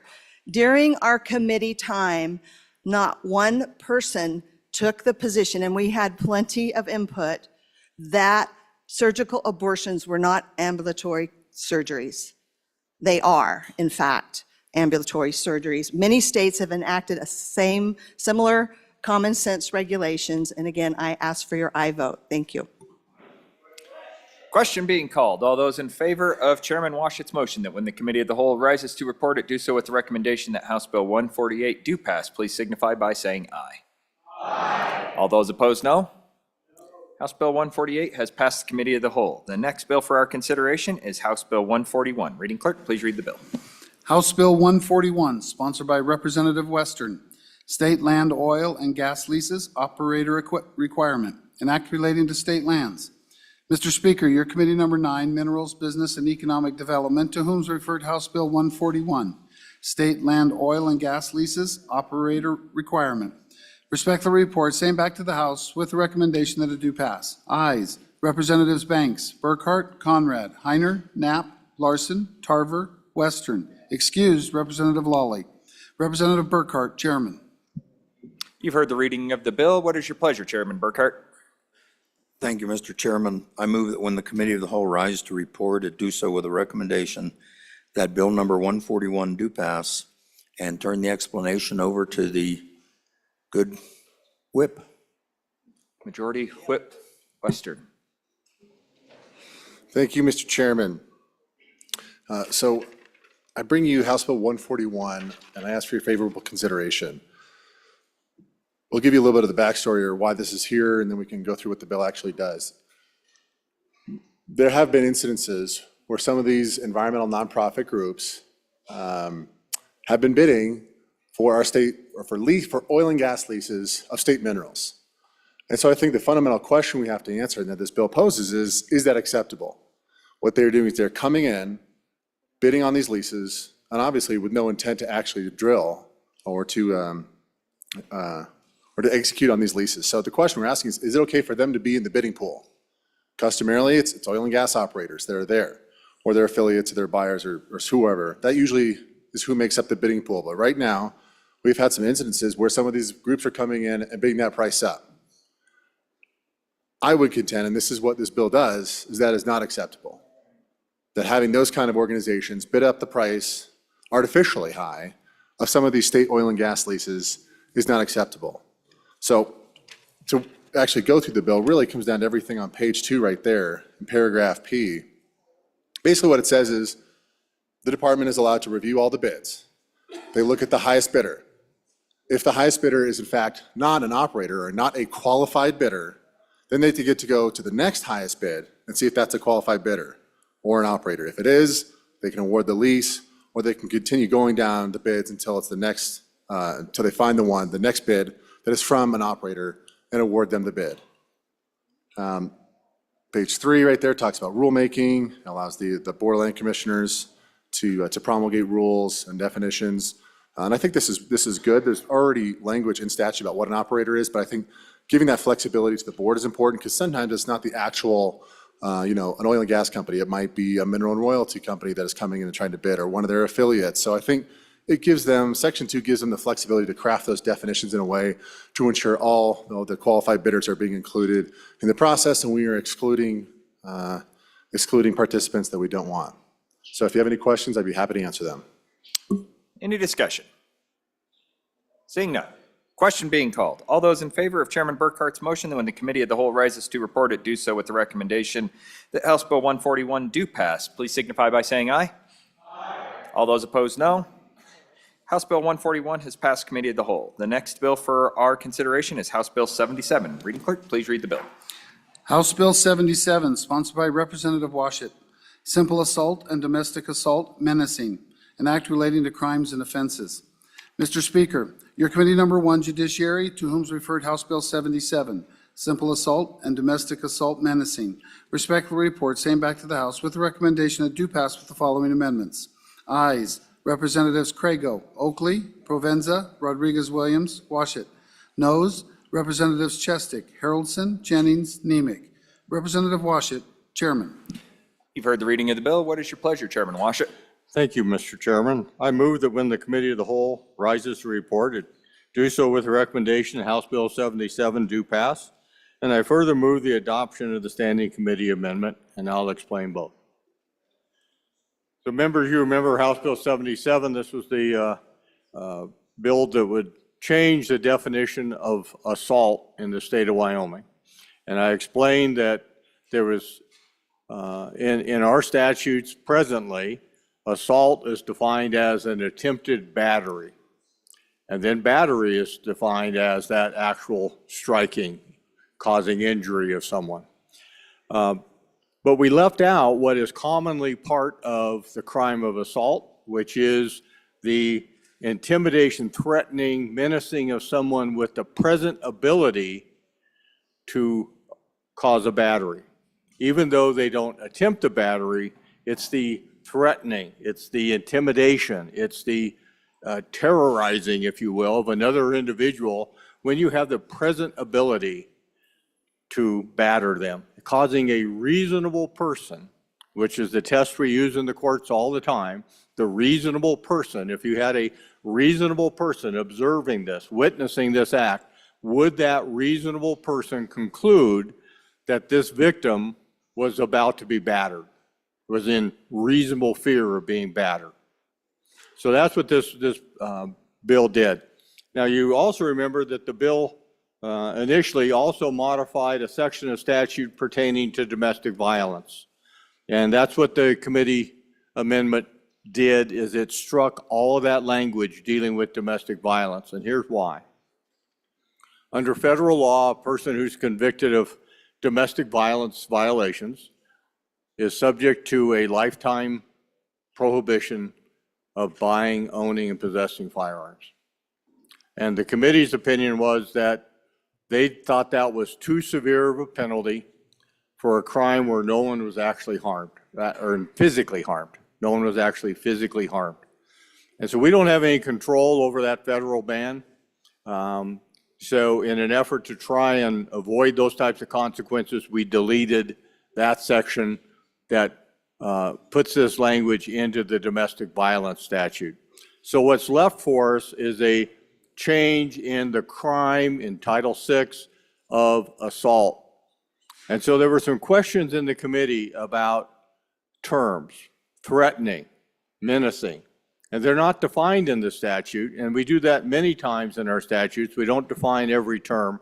And what happens in the courts when a term is not defined is the court applies the normal understanding of what that word means.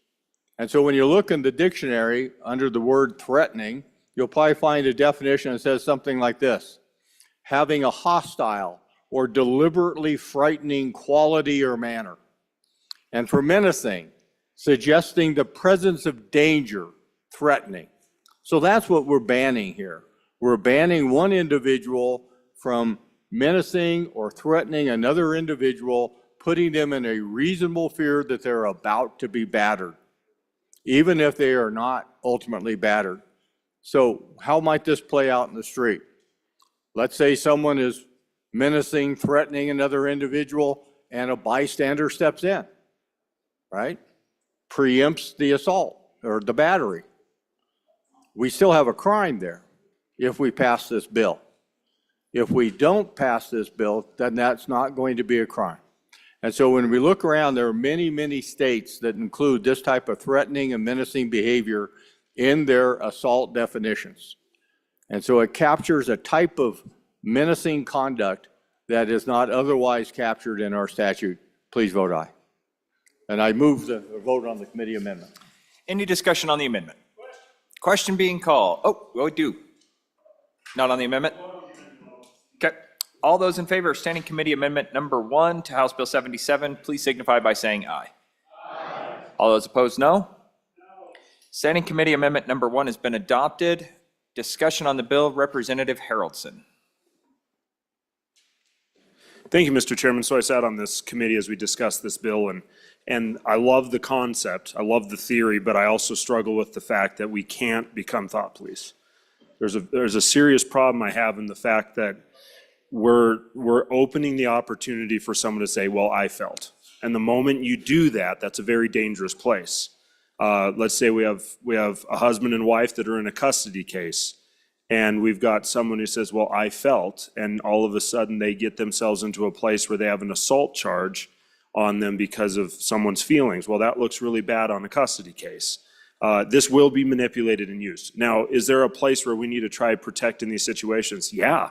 I'll be honest with you, in the perfect world, I wish we had a timeout box. We could stick someone in for the night to just cool themselves down. Because, I mean, as a pastor, I've been called into those situations because law enforcement says our hands are tied, what do we do? And I've had to go in there and I've personally said, hey, you know what, you're coming with me, I'm getting you a hotel room tonight. We can deal with this when the sun's shining and everyone's a little more calm. But at the end of the day, we have to be very careful when we give people the opportunity to sit there and say, well, I felt, or I am feeling like this is something that could end up this way. And when we do that, where do we end? I mean, at the end of the day, it's just a very slippery slope. So I think that we need to come up with a solution that protects, separates these individuals that are in these situations, but doesn't give someone the opportunity to leverage the situation that could really destroy someone's life, when in all reality, maybe, should have they said what they said? Absolutely not, but let's also be wise about how we handle it. So as it sits on and against the bill, simply because we can't be thought police, we can't do that. And so I just kind of I feel a little conflicted because I see the need, but I don't think this is the answer for that need. Chairman Washit. Thank you for the comment. Thank you, Mr. Chairman. Thank you for the comment. But let me clarify something. This is not a thought bill.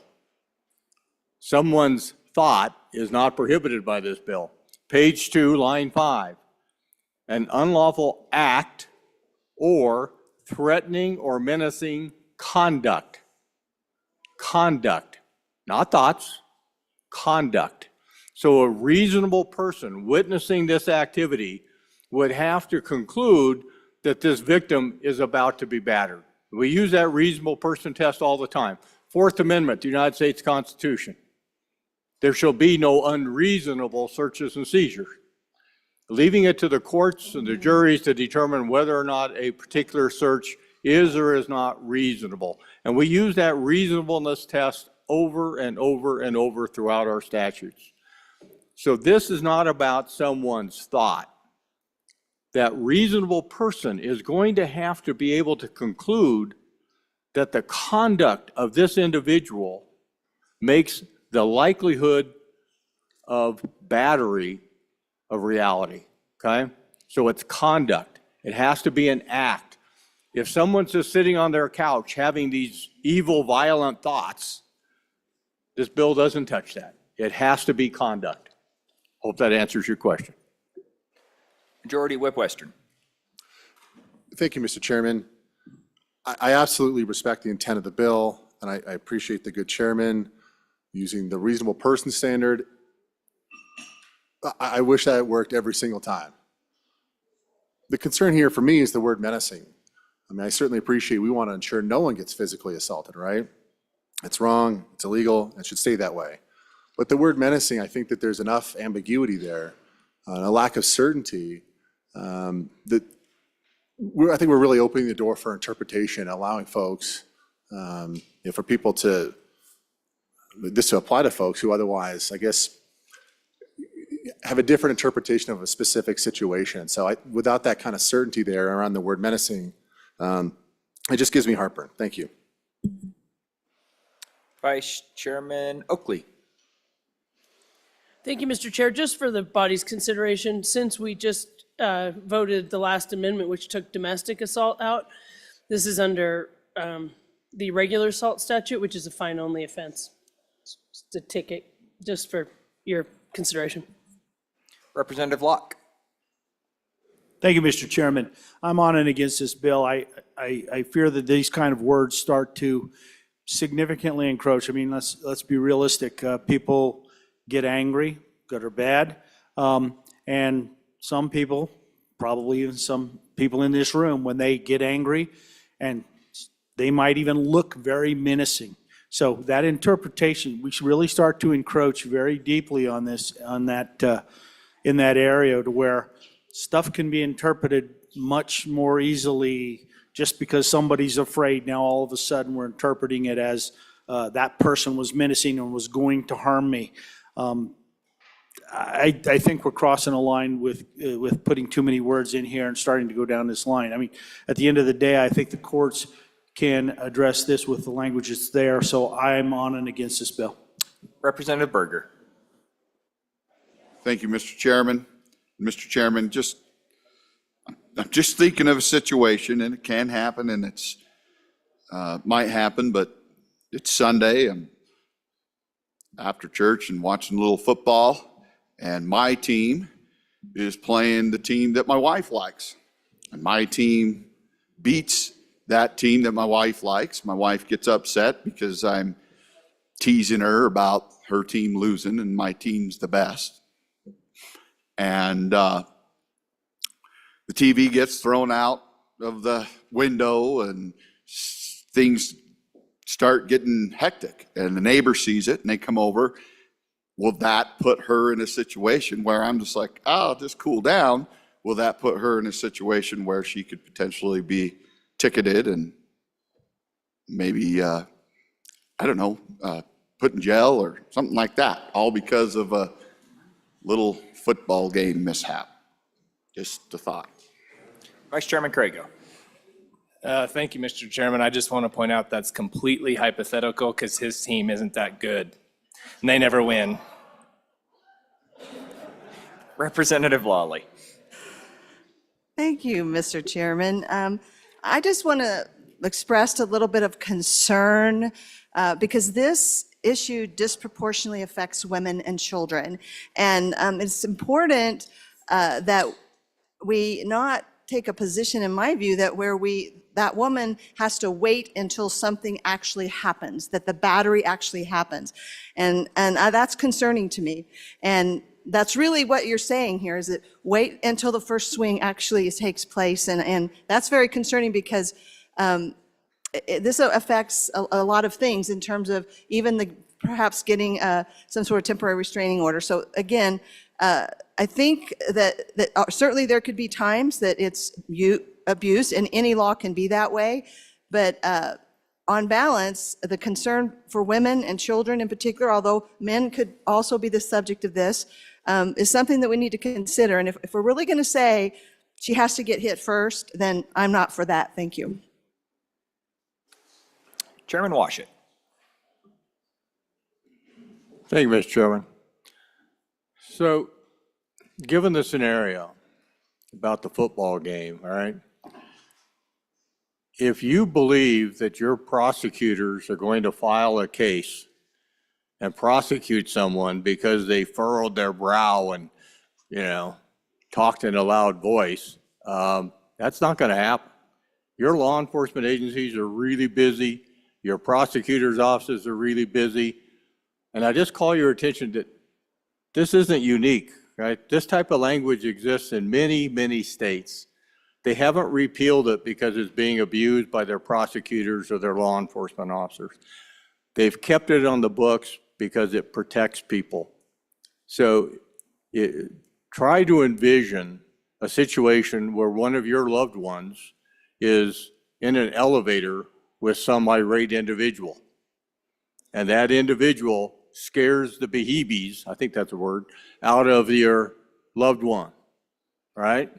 And your loved one calls the police, and the police officer gets there and goes, "Oop, nothing we can do, he didn't hit you." That's what this bill's about. Please vote aye. Any further discussion? Representative Davis. Thank you, Mr. Chairman. Just an observation here.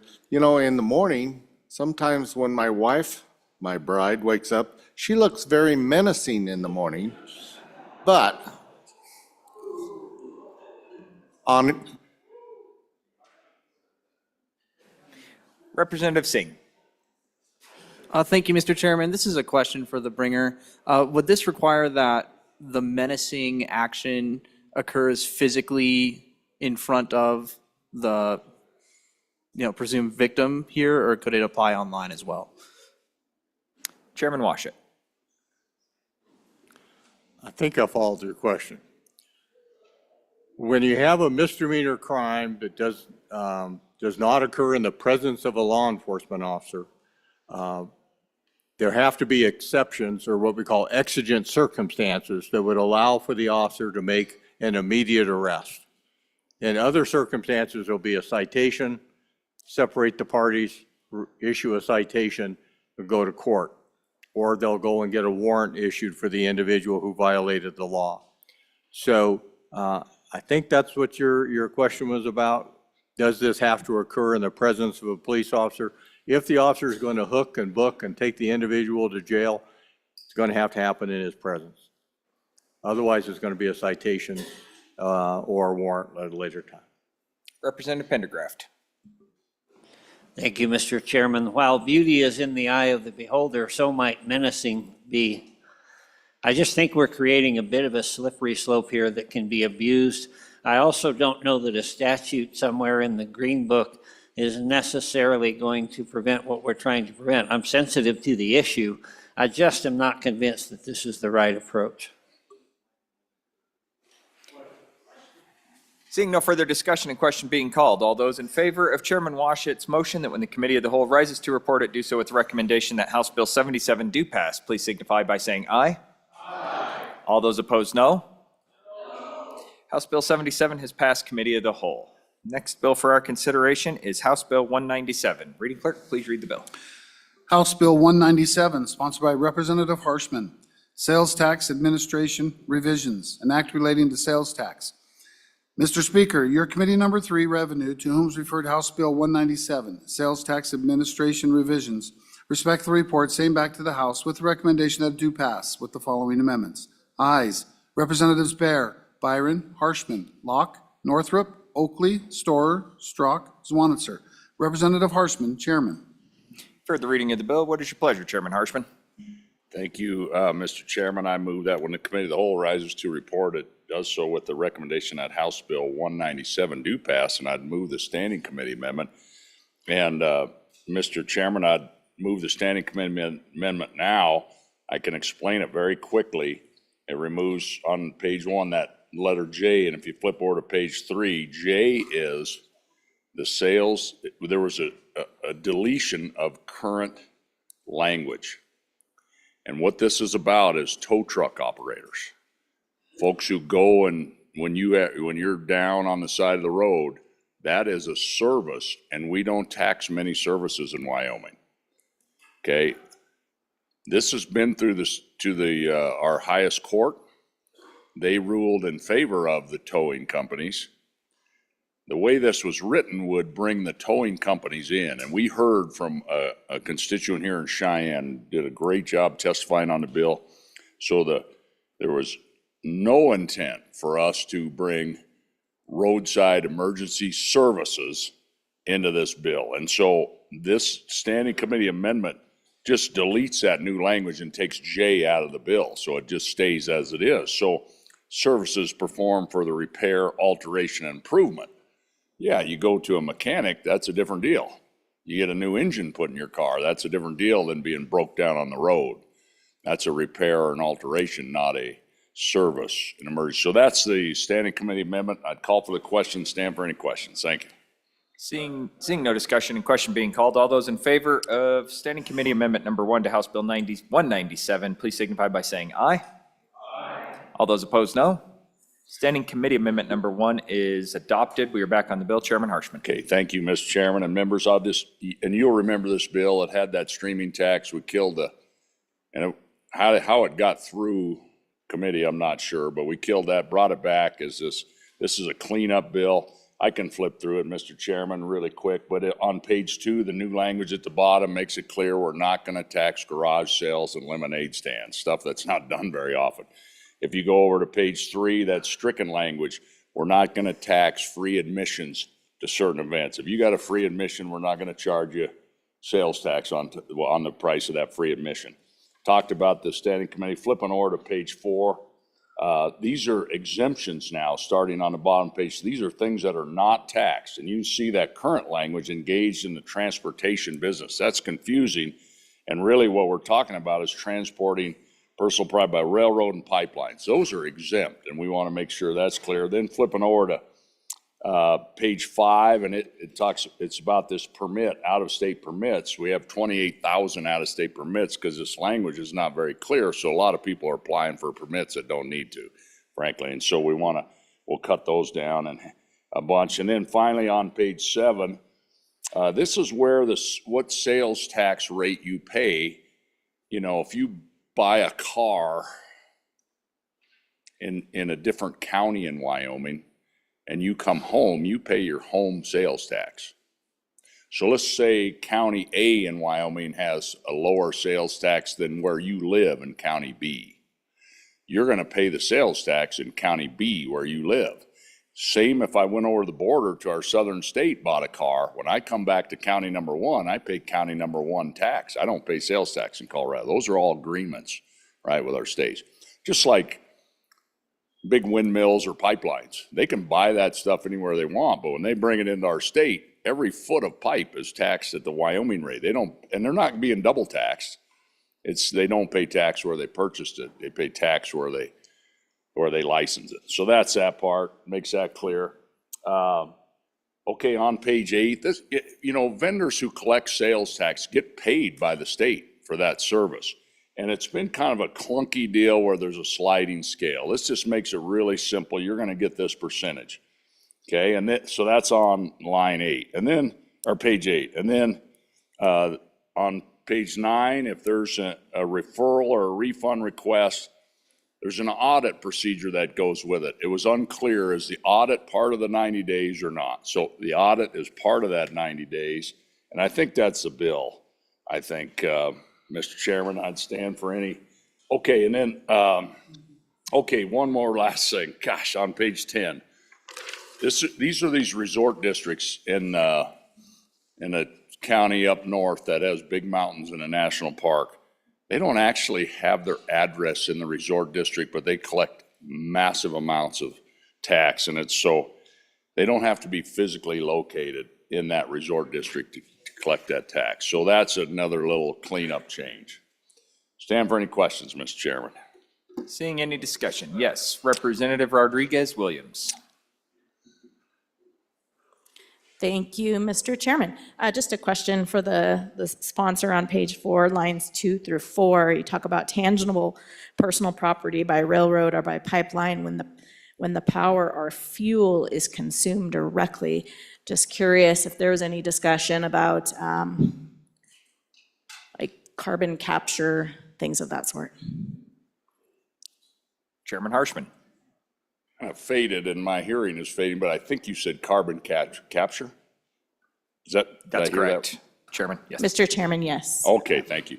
Not at all. Yeah, no, this is, and I appreciate that question if there's any. No, this is just making it clear that when you transport by railroad or pipeline, and the power of that fuel that's used to transport that is an exemption in our statute. And we want to make sure that is crystal clear. So that's what it does, but nothing to do with any kind of agenda out there. Yeah, thanks for the question. Representative Bear. Thank you, Mr. Chairman. I just want to reiterate what the chairman said, that we did hear from the towing industry, and they did explain to us what their concerns were, and the amendment definitely takes care of that issue from their perspective. So on and for the bill. Any further discussion? Question being called. All those in favor of Chairman Harshman's motion that when the committee of the whole rises to report it, do so with the recommendation that House Bill 197 do pass, please signify by saying aye. Aye. All those opposed, no. House Bill 197 is passed committee of the whole. The next bill for our consideration is House Bill 64. Reading clerk, please read the bill. House Bill 64, sponsored by Representative Larson Lloyd. Fire prevention and electrical safety amendments, an act relating to public health and safety. Mr. Speaker, your committee number 7, Corporations, Elections, and Political Subdivisions, to whom is referred House Bill 64, Fire Prevention and Electrical Safety Amendments, respectfully report same back to the House with the recommendation that it do pass. Ayes, Representatives Chadwick, Haroldson, Harshman, Knapp, Newsom, Olson, Ottman, Wiley, Yin. Representative Olson, Chairman. You've heard the reading of the bill. What is your pleasure, Chairman Olson? Thank you, Mr. Chairman. I move that when the committee of the whole rises to report that it do so with the recommendation that House Bill 64 do pass.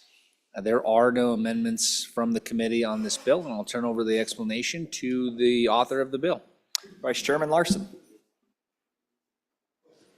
Thank you, Mr. Chairman. I'd like to move House Bill 64 and ask for your favorable consideration.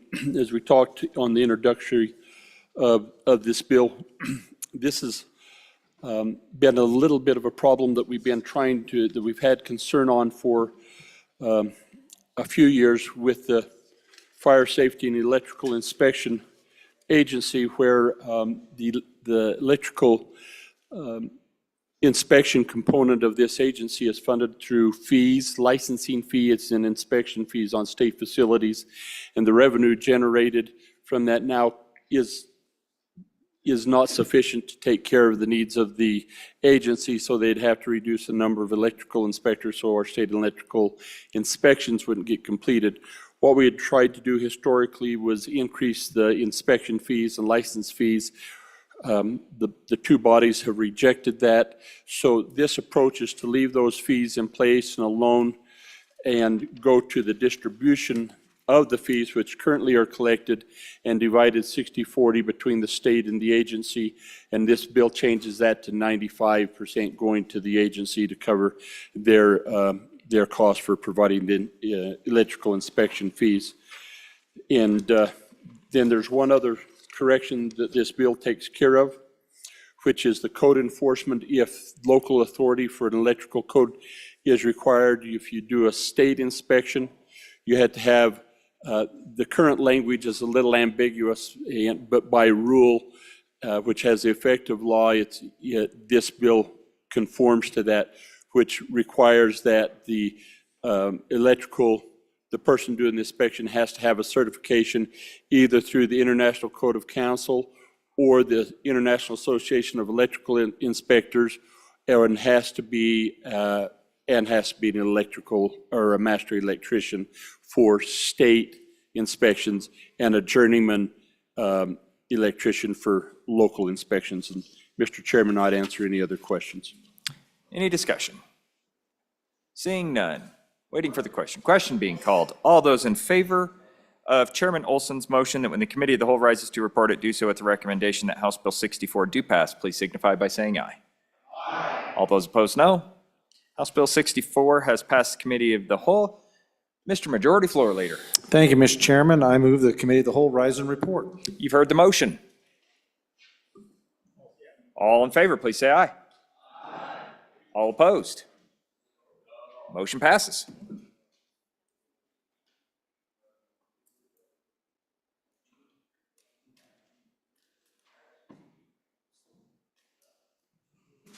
The reading clerk will read the committee of the whole report.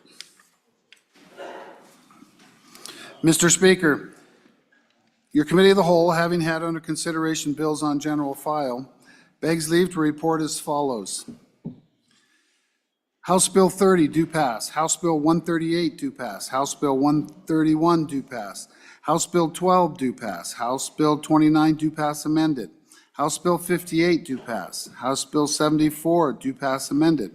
House Bill 13 do pass. House Bill 67 do pass amended. House Bill 145 do pass. House Bill 116 do pass amended. House Bill 148 do pass amended. House Bill 141 do pass. House Bill 77 do pass amended. House Bill 197 do pass amended. And House Bill 64 do pass. Representative Brown, Chairman. Chairman Brown.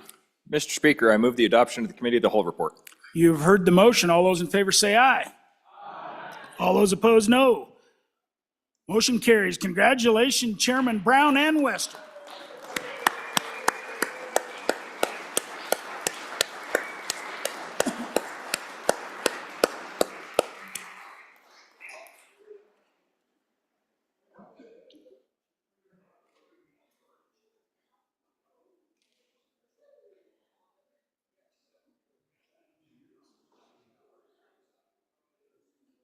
Okay, I think we'll quickly do messages from the Senate.